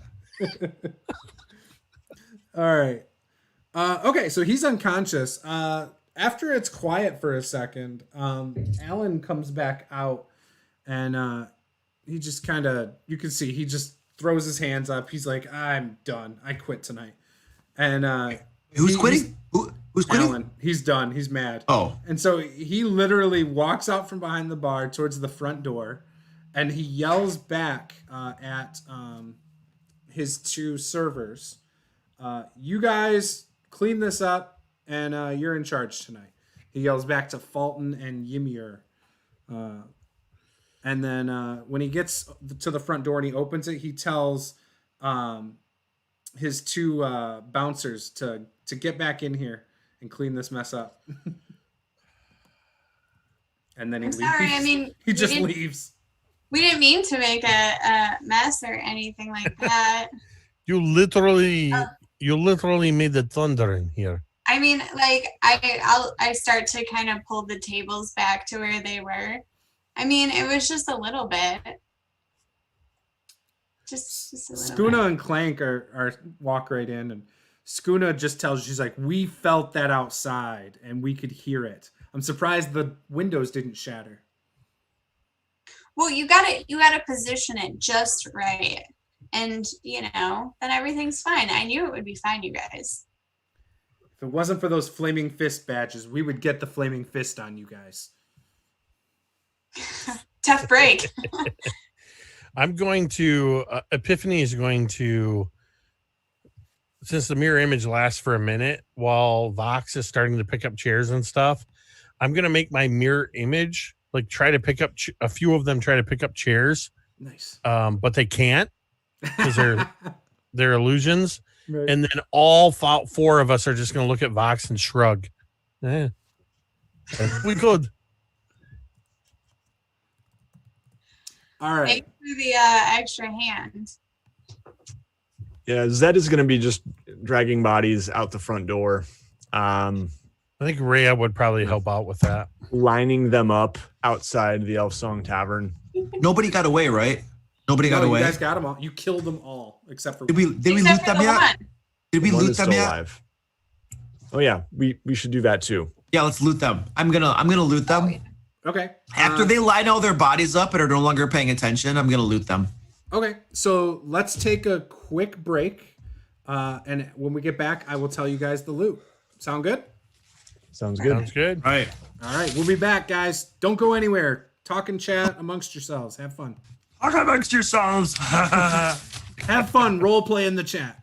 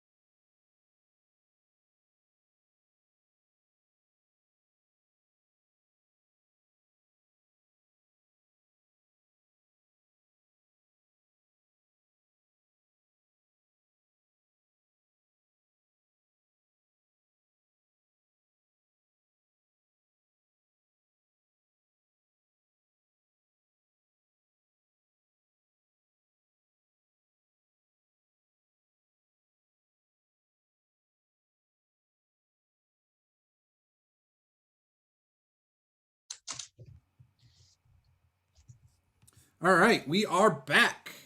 So you guys just mopped the floor with them. You wanted to know the loot you got. Yeah. Loot. So Loot. you get 4 chain shirts.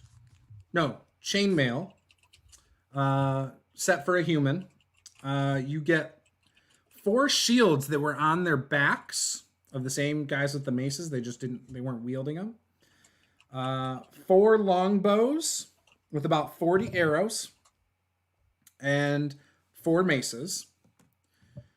You get 4 daggers, and you get, 3 daggers, and you get 2 skull flails. And that's it. 2 skull flails? Yep.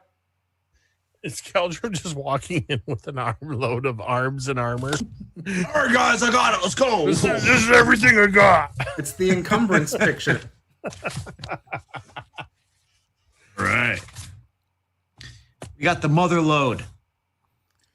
Caeldrim's the one that just walks up to the bodies, clicks inspect, and then clicks Y for take all. Yep, take all. Take all. Take all. Take all. I'm going to sell it all later. So as everything's getting cleaned up, you guys see Tarina come down from upstairs, and she looks over at Fulton behind the bar, or who's cleaning up, and says, "Hey, just put all their drinks on me for the night. Looks like they had another rough night." And as she does, everybody give me a perception check. Oh. It's gonna be an 8. 8, sweet. 11. 11, sweet. What'd you get, Zed? Ooh, dirty 20. Why do I see a disadvantage next to my perception? What would give me that? I think it has something to do with you being drow if you're in sunlight. Direct sunlight. Yeah, Disadvantage. yeah. Well, it's not sunlight in here, so Okay. you don't Cool. have that. Well, then I got a what was the first one? I don't even remember. Anyway, it's less than. All right. So the only person who kind of notices this, Epiphany, you see Tarina kind of just looking up and down Reya as she walks. Who's Tarina again? Tarina's the first girl that you guys met at the tavern who you fought the pirates. She's the spy for the Iron Fist. And, so she's like eyeing Reya? Yes, as she walks out the door.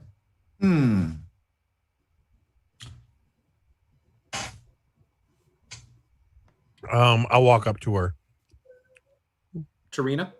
Yeah. What is it? Oh, is something wrong? Nothing. No, nothing. I have never seen her here before. That's all. As I understand it, she is with us. Yes, clearly. I mean, I saw her speaking with Caeldrim earlier when I said I was going to pay for everyone's drinks earlier. I just wanted to, now that Alan's gone, I wanted to let the staff know that all of your drinks are on me. I want to insight check her, if you'll allow that. Yep, I will. Just to see if she's hiding something. Okay. That's gonna be a 17 on you. So you can tell.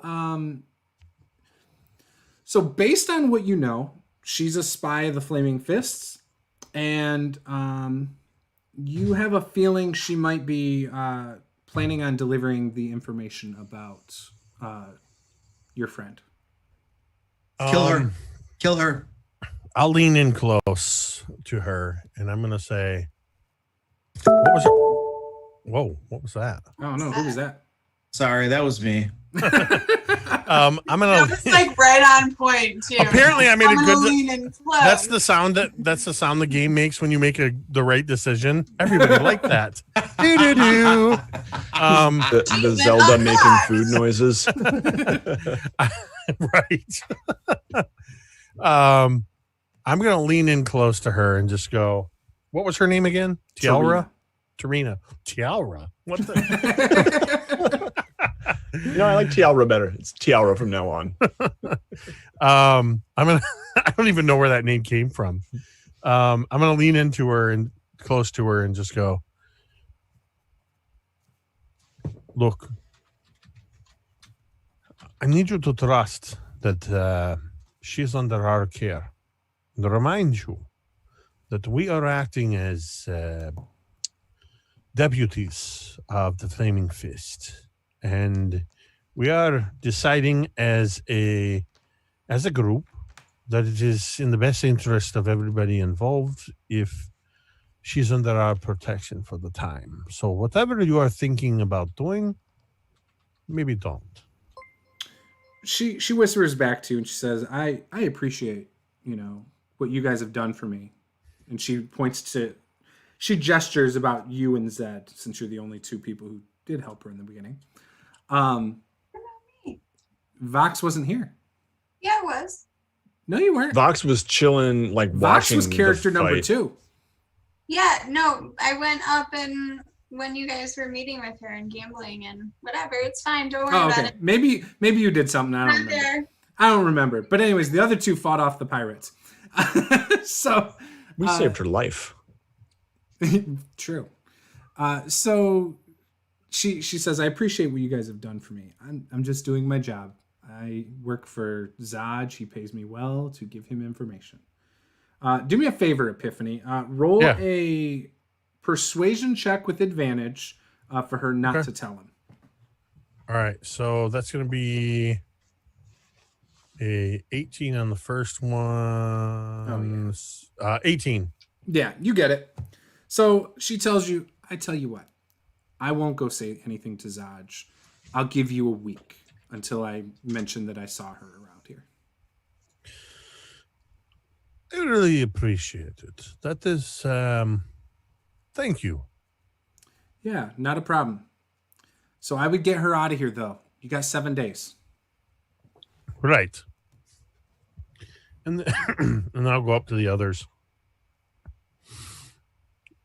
We should probably rest for the night and maybe get on our way soon. I forgot her name again. Karina. Tarina? Tarina. Tarina's a bit suspicious of Reya here. And between us, she's only giving us about a week before she's going to report her to the Flaming Fist. So we should get on with it. We should.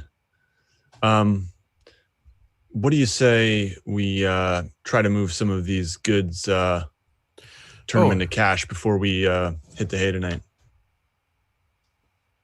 I mean, are we gonna stay up and wait for this guy to wake up? I assume before we sleep for the night. That's Well, right. I mean, We sort why of have don't to contend with that situation first, right? we could do that? Zed, here.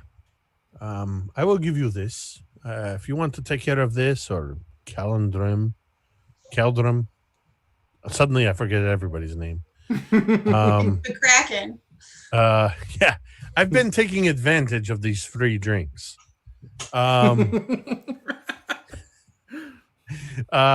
And I'll hand I'll hand Zed the sack with the crown. the crown of Tiamat. Mm-hmm. But I've already secured the other contents of that sack elsewhere in my person. Okay. So I'm giving you the Tiamat crown, Zed. Okay, and I'm wondering perhaps, Caeldrim, do you want to help me head out to the street? Maybe with Reya too, and we can try to move some of these goods and turn it into gold. And then maybe Epiphany and Vox can stay back and interrogate our friend here. So we just want to sell the loot. Yeah, I'm thinking if we can find some Thieves Guild contacts, we can try to so Juice, I don't know also if we can maybe are there banks in Baldur's Gate? Yeah, you could definitely somehow convert this to cash. Okay. Your contacts would definitely help. They're going to charge you. Since some of this stuff might be hot, that might make the most sense. However, you could try to sell it at a bank. There is going to be some kind of a exchange rate as well. Yeah, so what I was thinking was with the just insane amount of copper and silver and all that we have to bring that to a bank. But the goods that, especially the touchy things like this crown, try to sell those through some of my Thieves Guild contacts. Okay. The maces and other, chainmail, like I assume we can just sell that. I think like we sold some of the previous stuff for half the price or whatever, half the PHP price at general vendors, but some of the other stuff might be a little harder. So maybe then we'll take anything. So what we got about the crown. Potions you got too? You had like potions of fire breath or something. Yeah. I think we divided those up. I Wait, think we what should now? I have save like those. an alchemist fire, and I have a couple healing potions and stuff like that. Is there anything other than the crown that would probably be best to sell through my contacts? I'm going to take a look at stuff I have from previously. I don't think I have.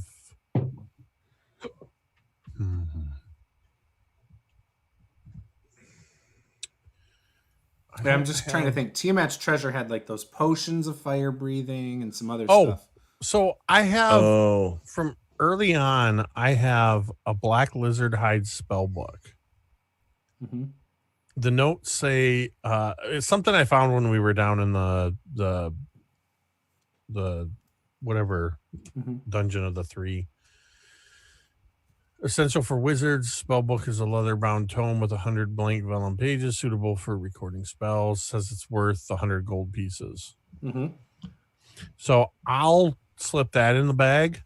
Okay, that wasn't part of Tiamat's treasure, by the way. No, this was just something I had. I'm just looking through what I have from previously to see if I'm holding on to anything. There were a total of 3 spell books because I have the other 2. There's a red one. There's an umber cover with markings and a black reptile hide. Let me put it this way. I'll pull the spell book out and I'll ask you guys, do you think we should hold on to these maybe? Or maybe we could try to sell them? I think we should sell them, but I'm no caster. I mean, like Luke, are you thinking that your next character might be a wizard? Like, should we keep him? I don't know what you're talking about. I plan to be here from the beginning to the end. What are we talking about? Selling? There were 3 spell There's some spell books we picked up down in the dungeon. Think the only reason that we hadn't sold them prior was because we weren't sure if we were going to want to use them in the future. Yeah, so when I die next, my new character might use them. So absolutely, I want to sell this spell book. I mean, we don't need the money. You know what? I'll hold on to the spell book. I'll do that. Okay. I am going to mark this sack off of my... Apparently, I added the sack that you gave me to my inventory. So since I put the crown in there, I'm going to remove this sack from my inventory. I imagine I just give you a burlap bag, Zed, with the crown in it. Yeah, sounds good. So might I suggest we get rid of any of Tiamat's treasure, including the potions of fire breath? Can I ask, what all did we have? Since I wasn't there for that, what all did we have in Tiamat's treasure? I know there was the crown, a whole bunch of coins. Yeah, let me pull it up. Potions of fire breath. Like some sort of other decorative, like ivory bracelet or like a gold bangle or something like that. Nothing magical. Yeah, I'll list it all. I'll find it. Let me scroll back to the treasure.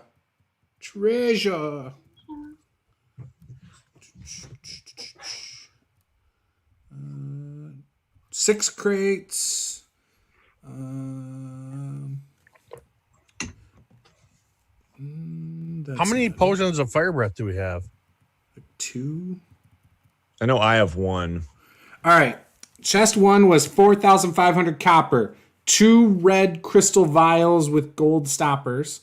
That was potion of fire breath. There was 10 eye agates. 1,250 silver. A porcelain dragon mask. Another 2,400 copper. Another 500 silver. And then the bronze crown with 5 spires. Each shaped and painted to resemble one of the 5 kinds of chromatic dragons. So that's what you guys had from the Tiamat horde. I sold a lot of that already. Yeah. We still have the porcelain dragon mask, and it sounds like we still have the bronze crown. Yes. I Total took of 275 breath. I would like to request.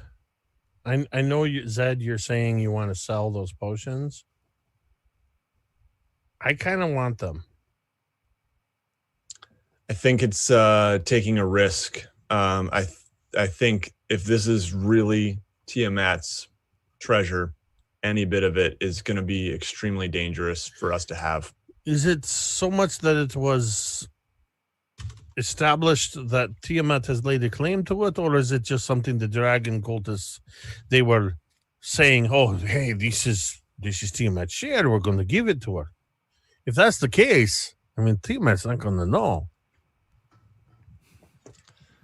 I get worried. I'm just saying it would be very helpful for all of us if I could, in the middle of a combat, suddenly breathe fire. I mean, think about that. You know, I've already got the horns and the skin for it. You know, I'm a tiefling. Look, I don't want to make you feel uncomfortable, Seth. But you do what you think you have to do. And I'm going to hold my hand out. Yeah, and I will shake your hand and say, I'll think about it. I love it.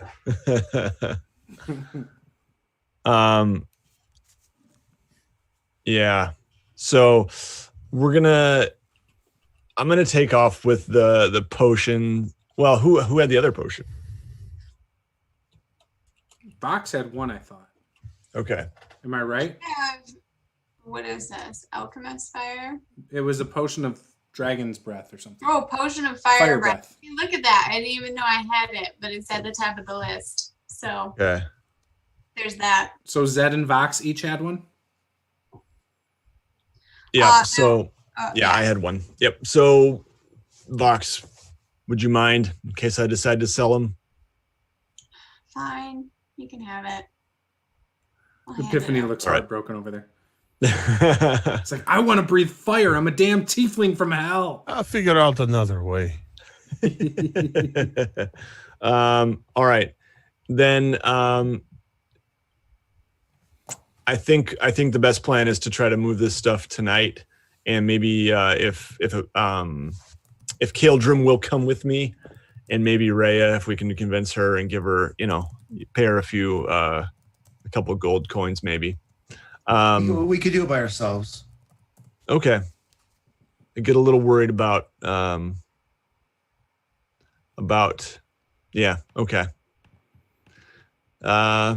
If you think we'll be safe. And then the coins I'd like to try to bring to a bank first thing in the morning. What do you guys think? Yep, I like it. Sure. Okay. All right. You're talking about the gemstones too, liquidating those. Those we already. Yeah, those Are have you been banking? liquidated. Are you banking these, like legitimately banking them, or are you just trying to convert everything into gold? I think we can convert it into gold. I mean, or And platinum. Yeah. Platinum. we could You guys, open a bank account. We could go legit. We might not be back here. This is the perfect way to launder money. Okay, we go in and we just convert it into platinum pieces. They'll think nothing of it, Hey, Yeah. I found all this in my couch cushion. I need to turn off like 5,000 copper into platinum.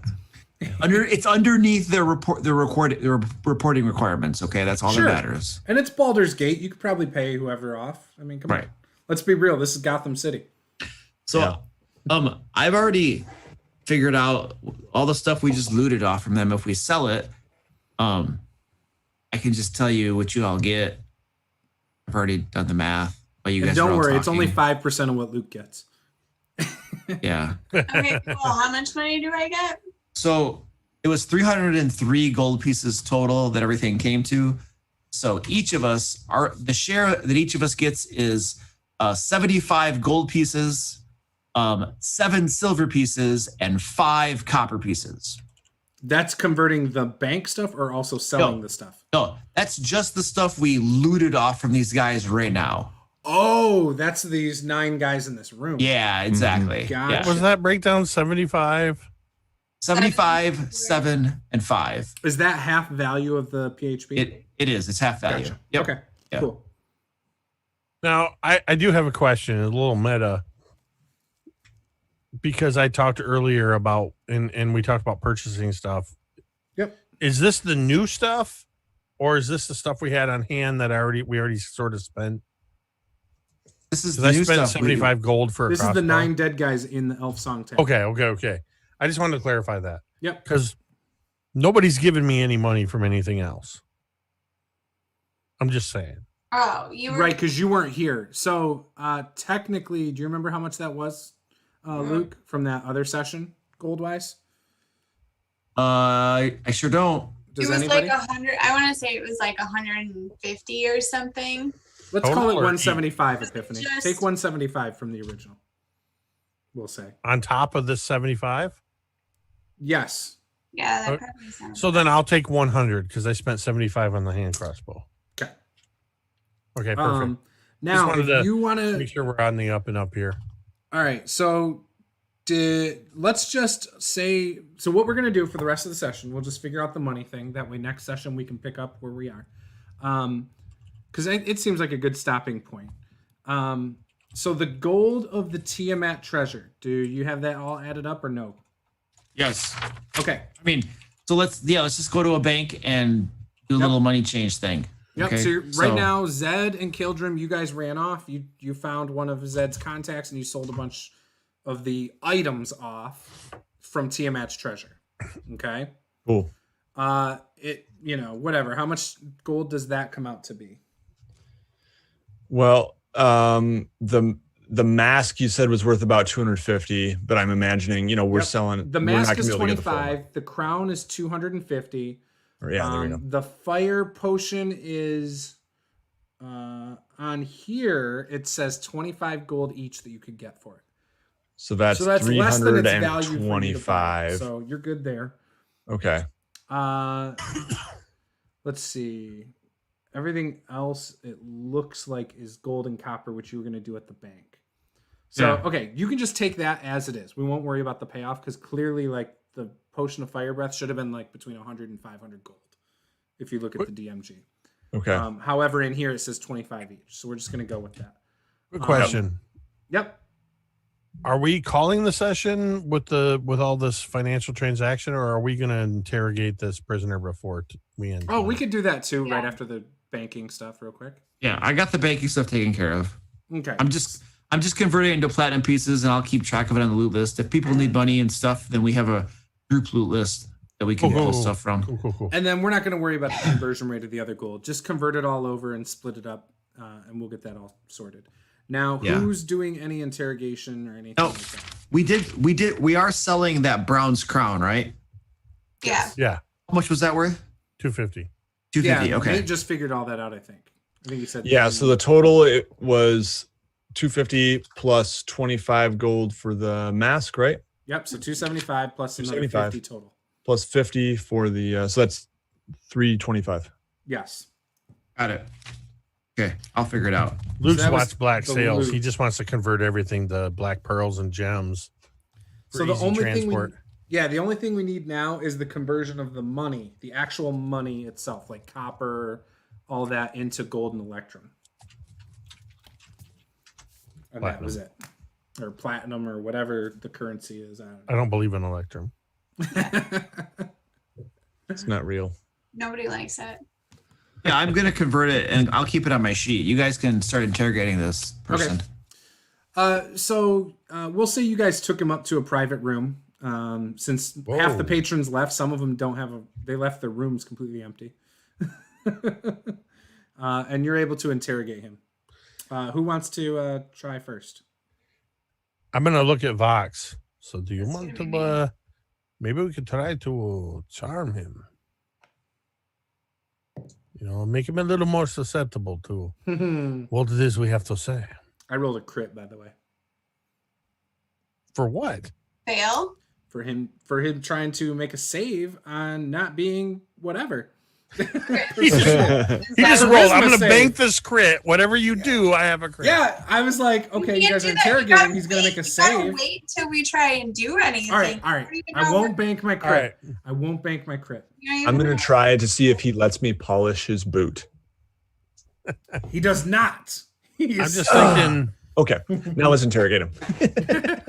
Do you have the ability to maybe encourage him that we are allies? Yeah. So I think the thing. Do we want to tie him up? Though. I mean, you had 3 hours to do that if you were doing it. So I think we should tie him up. Yeah, he was tied up. You're good. Okay, he's tied up. Okay, he wakes up. So as he starts to come to, when I see him kind of open his eyes, I'm gonna nudge Epiphany a little bit, and I'm gonna say, "Hey, I think he's awake." And I'll move over to him and kind of like kneel down next to him and get on his level and say, "Are you okay?"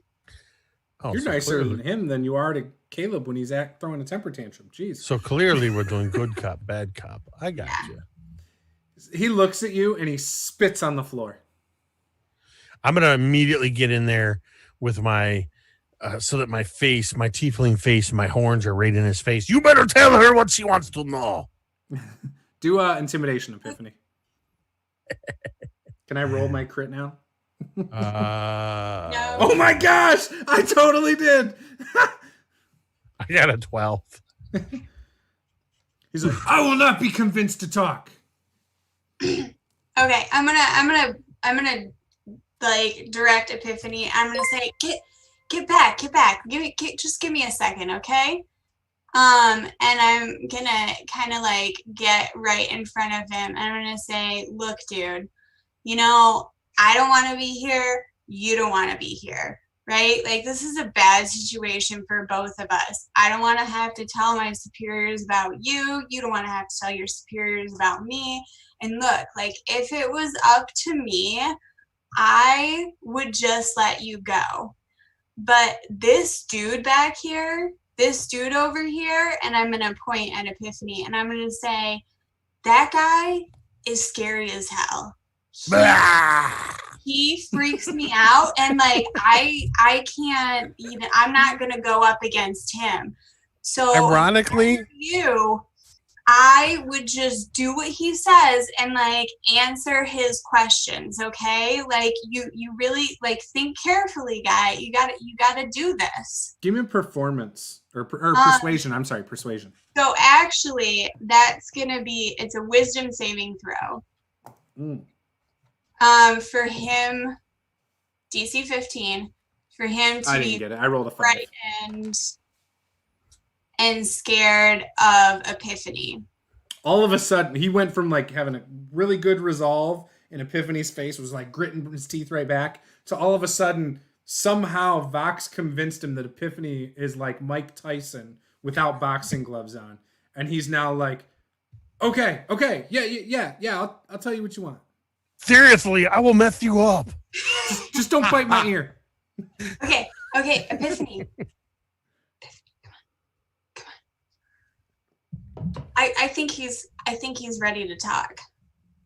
And I'll look over at Epiphany and I'll just give him a nod and say, ask him anything you want. That's the classic redirect. I don't know what to ask him. You do it. Dude, you gotta ask him like who he's working for and like I don't know, important things. Who do you work for? Vanthampurs. The what? The Vanthampurs. Why did they send you? They're paying us. How much are they paying you? I don't know. It's above my pay grade. I just get the trickle down. It's minimum wage. What did they pay you to do? We're supposed to create chaos. That's in a all of pretty Baldur's broad. Gate. That's a pretty broad directive. Why us exactly? Well, you guys got rid of one of our main base of operations. The bathhouse. Yes.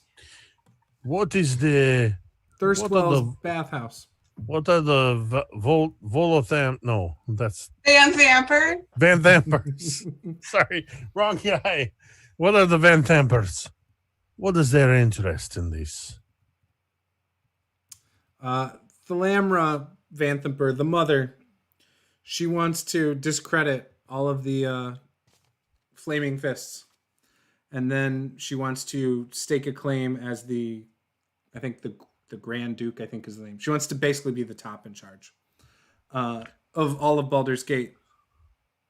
So she wants to edge out the Flaming Fist as the authority in Baldur's Gate and set up Vanthampur, whatever the heck they are, as the leaders.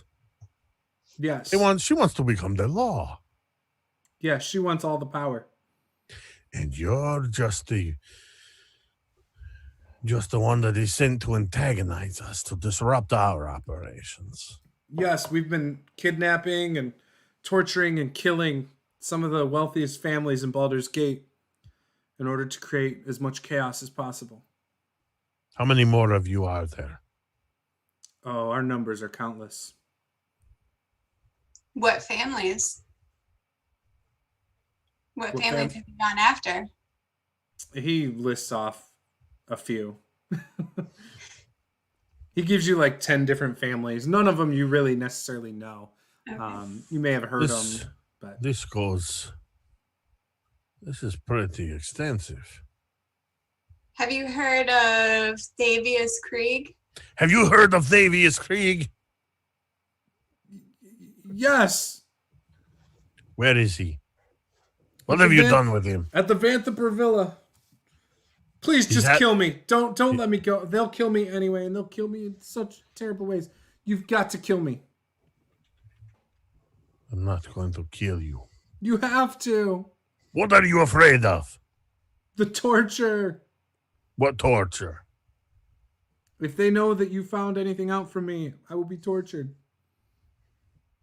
What are you afraid of specifically? Like, do you have any phobias? Are you afraid of heights? Are you afraid of spiders? Right now, you. You could just tell them that you were almost defeated and you ran away. Couldn't you?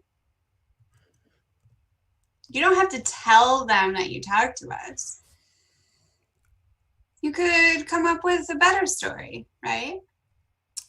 Give me a persuasion check. You're trying to persuade him not to die.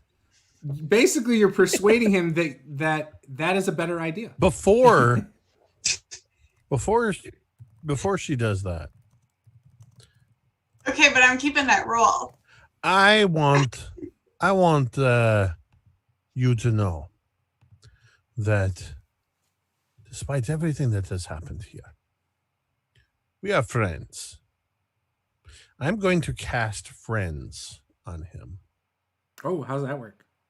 It says for the duration, you have advantage on all charisma checks directed at one creature of your choice that isn't hostile towards you. That's your choice if he's hostile or not. No. When the spell ends, the creature realizes that you use magic to influence its mood and becomes hostile towards you. I don't care about that. So it gives advantage on charisma checks against him. Gotcha. Okay. Yeah, it works. Technically, it's me, so that's up to you if you want to let the check work. Yeah, I mean, I can roll again if you want me to, but I got a 28. Oh. So I mean, he really thinks that it's a good idea to just say that he ran and got away.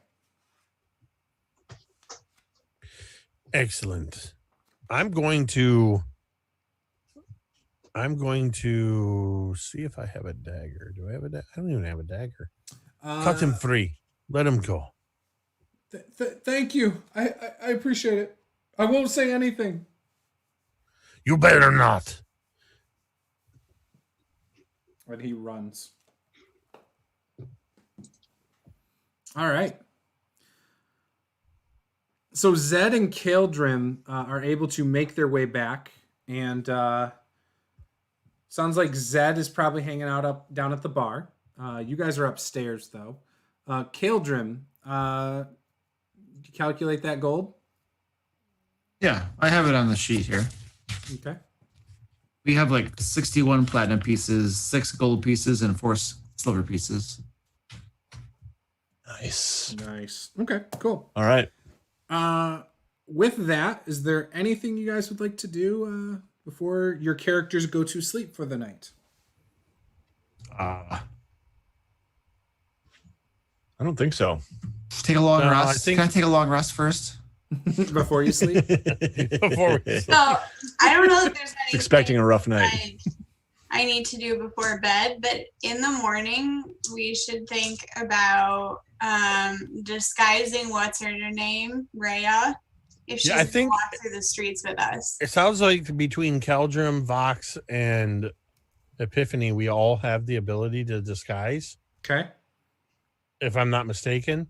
Mm-hmm. So, I mean, I have a disguise kit and I'm proficient with it. So, it sounds like the others may as well. So, yeah, I agree. We should disguise her, maybe dye her hair. I think we should try to use some kind of makeup and stuff to try to make her look older. Okay. So you're going to use a disguise kit on Reya to make her look older, and clearly not like what she looks like. Mm-hmm. Yeah, I mean, she's got red hair and she's a teenager. We got to make her look different.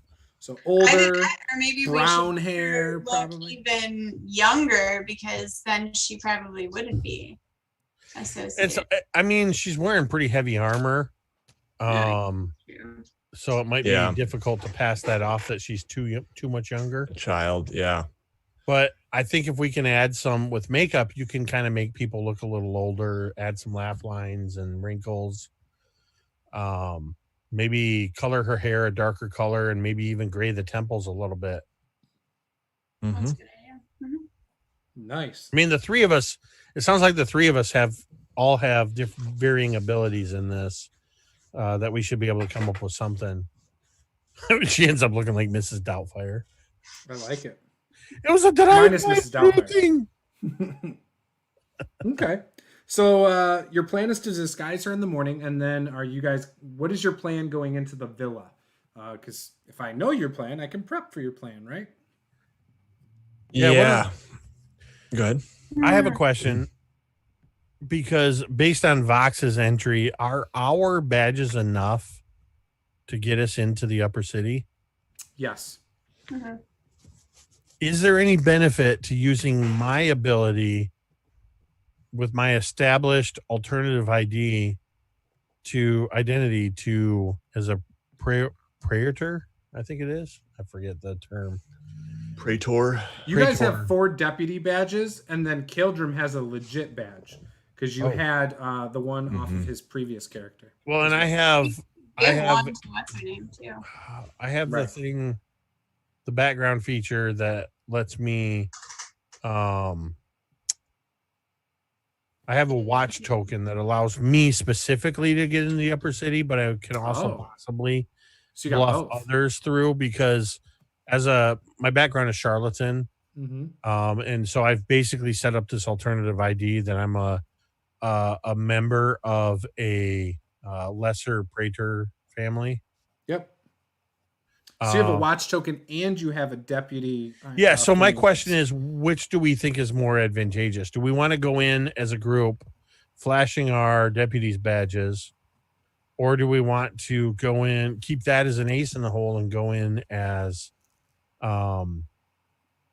you're all members of my household and we're there on legitimate business?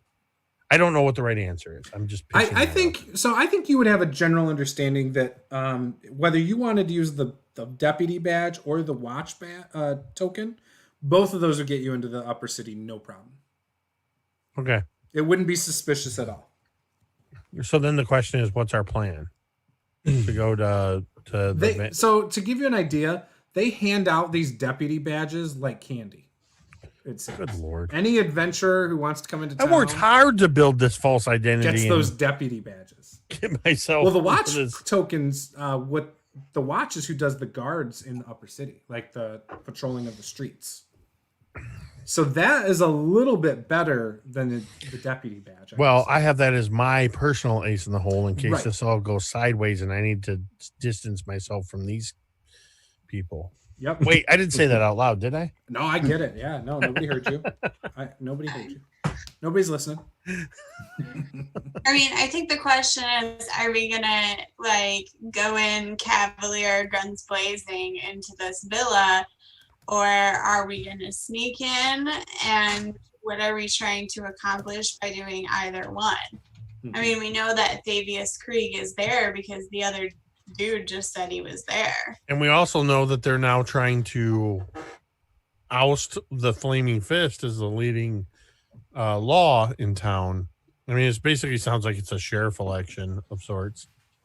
The reason they're doing that is because you know that typically the true leader of the Flaming Fists is one of the 4 dukes. So for example, the one that he was in El Terrell when El Terrell disappeared. So do we want to sneak in so we can try and get more evidence that he's here? Or, what kind of evidence do we want, I guess? Or do we just want to bust in there? Yeah, I mean, I don't know what our motive is necessarily. I do feel like, Zed would want, he's concerned for Baldur's Gate. And if, what's her name, Vanthampur, is plotting its demise or conquest of it, and she seems evil, then I would want to stop that. So I don't know if Zed would want to kill her, but it doesn't seem out of the question for my character. But she's probably level 18. I think true. Probably not. I think poison in her mug. Obviously, Reya's goal is to find and probably secure Thavius. Epiphany is probably just looking for leverage. So I think as far as Epiphany is concerned, he's willing to go along with whatever the group wants to do.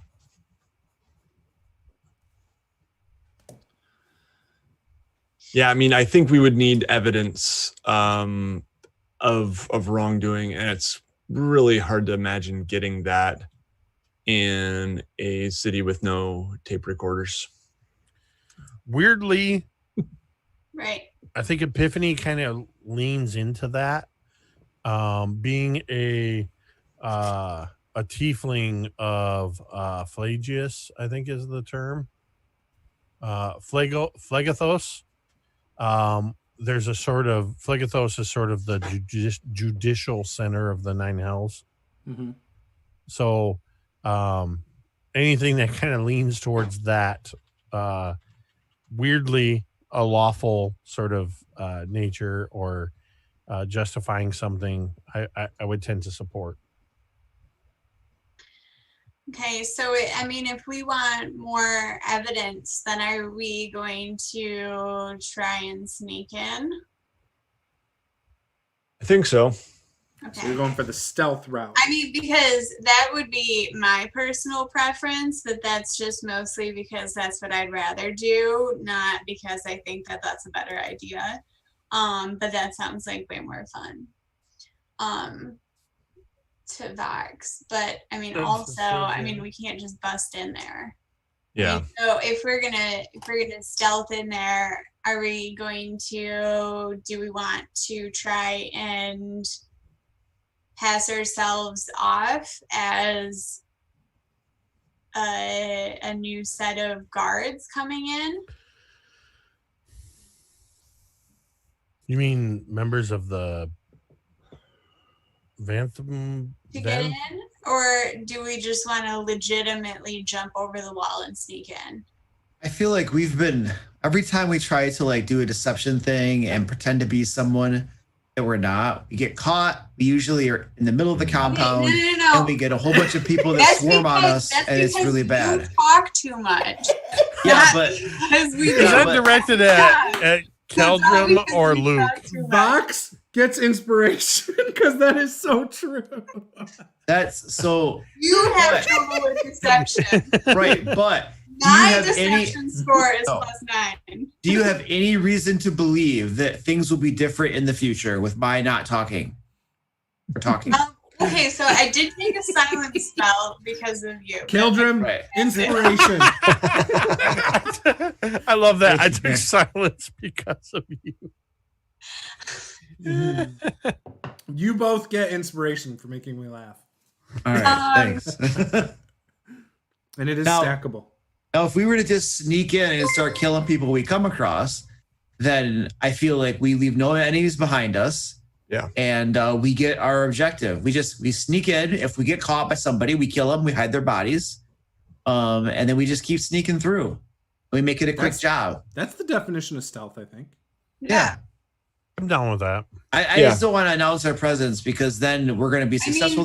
We'll be successful. We'll get a certain way in. We'll have guards escorting us and crap, and then we're going to get into a fight when we fail a check, and then we have more people to fight. Yeah, we're surrounded. Yeah. Yeah, Exactly. so we I mean, that's true. So stealth in and kill as we go. It is going to be hard to stealth 5 people through, though. Right. We'll get caught. We'll just kill them. We'll hide their bodies. Okay. All right, cool. All right. Yeah. So the plan is stealth until things go south. Yes. Stealth route, kill, hide bodies. All right. Cool. Yeah. I'm in. I think Reya's in too. Yeah, Reya is like anything that gets me closer to retrieving Juce. Fabius Creek. Is your intent that I'm just going to keep playing Reya? Not necessarily from an RP standpoint, but in combat, I would like it if one of you. I mean, either way, doesn't I'm matter fine. who it is. I have no problem with it. I mean, I think any of us could do it as DMs, but Sure. So I did. I have offer no it up problem. I just Paula wanted to first. clarify that. I know you kind of threw it at me. You're like, "Hey, can you do this?" Well, Yeah. I offered it to Paula first because I knew she wanted to role play a little more. So, but she turned it. She didn't seem comfortable. So then I offered it to Nate. Well, no, because I asked him, I was like, asking him a couple questions about her, and he's like, well, I don't know. And I'm What do you like, mean I don't know? No, bullcrap. I didn't say Yeah. anything. I said I gave you everything I know about her in the document. I said she's not really that important yet. I said so you can't screw it up. And Continue I said, there you on. go. So Continue. then Nate, I said, Nate, hey, do you want to role play the NPC you guys just met? And he's like, I don't know if I'm comfortable. So then as soon as he said, I was like, I'll offer it to Jake. So I messaged Wait, Jake. so I was third choice? Yeah. So there's a reason though. So I then offered it to you because so let's be real. Nate and Paula are the quietest ones, right? That's just the reality. So I was trying to, bring them into the role play a little more. Luke, I think you and I should feel targeted. But there was an opportunity for a second NPC that I was going to let somebody roleplay that I didn't ask anybody about yet, and that was Mortlock. Which Mortlock is perfect for Luke, but I didn't ask him about that yet. So maybe there will be a chance next session for that. I mean, I have no problem. Absolutely, Yeah, I have no, it no was problem great. continuing to play the character. Yeah, I can. that's cool. I mean, as a DM, we all experience playing multiple NPCs, Yep. and I I knew can you could all differentiate handle the two. I just was curious if it was a one-off or if you wanted me to keep doing it, and I'm fine with that. As long as she's with the group, I'm cool with it. I do have there's one thing I did not add to it yet that'll come into play later that I'll probably control her for. Okay. Assuming she's alive or still with you guys. That's like Yeah, let me know. 5 sessions. Just let me know if you're going to take control of her. Otherwise, I'll keep Yep. playing her the way I've been playing her, and Yeah, I like it. I'll roll her stat stuff. I'm fine with that. Awesome. Yeah, I love Hey, it. I just want to say having missed the last 2 sessions, having not played with all of you since February, it was so awesome just to be playing with you guys again. I miss you guys. I We really missed you did. too, dude. We missed you too, Jake. Yep. I'm glad you're back. This was fun. It was Yeah. tonight was really good. Luke was quieter than normal though. What is going on, Luke? You all right? I'm dead tired. I'm totally tired, dude. I'm just trying to stay awake, man. I hear. I think Luke is similar. Luke, I think you're similar to me. You feed off of in-person energy. And even if you're tired, you probably are a little more animated when you're when we're all together in a room. He wakes Yeah, up. it could be. It could be. Yeah. But tonight I'm just so tired. I'm just Yeah. like, I hear you. Yep, I know. I've been I know there. Those, I'm tired too. yeah. I understand those nights when you're like, yeah, I don't really feel like playing, but I don't want to let the group down. I'm tired. Let's In play. quarantine, playing has become my catharsis. Awesome. All Yeah, right. this was Well, great. Well, thank you. Let's end the session there then, and we will be playing again in 4 weeks. I think we've got like the next 2 or 3 months scheduled out still, so I think it's every 4 weeks still. So maybe we'll talk about this off air. With conventions now kind of shutting down, does that free anybody up on those weekends at all? Yeah, let's talk about that off air. Sounds good. All right, cool. Then with that, guys, I'm just gonna say goodbye. We've already talked about our stuff. You know who we are. So game on. Game on.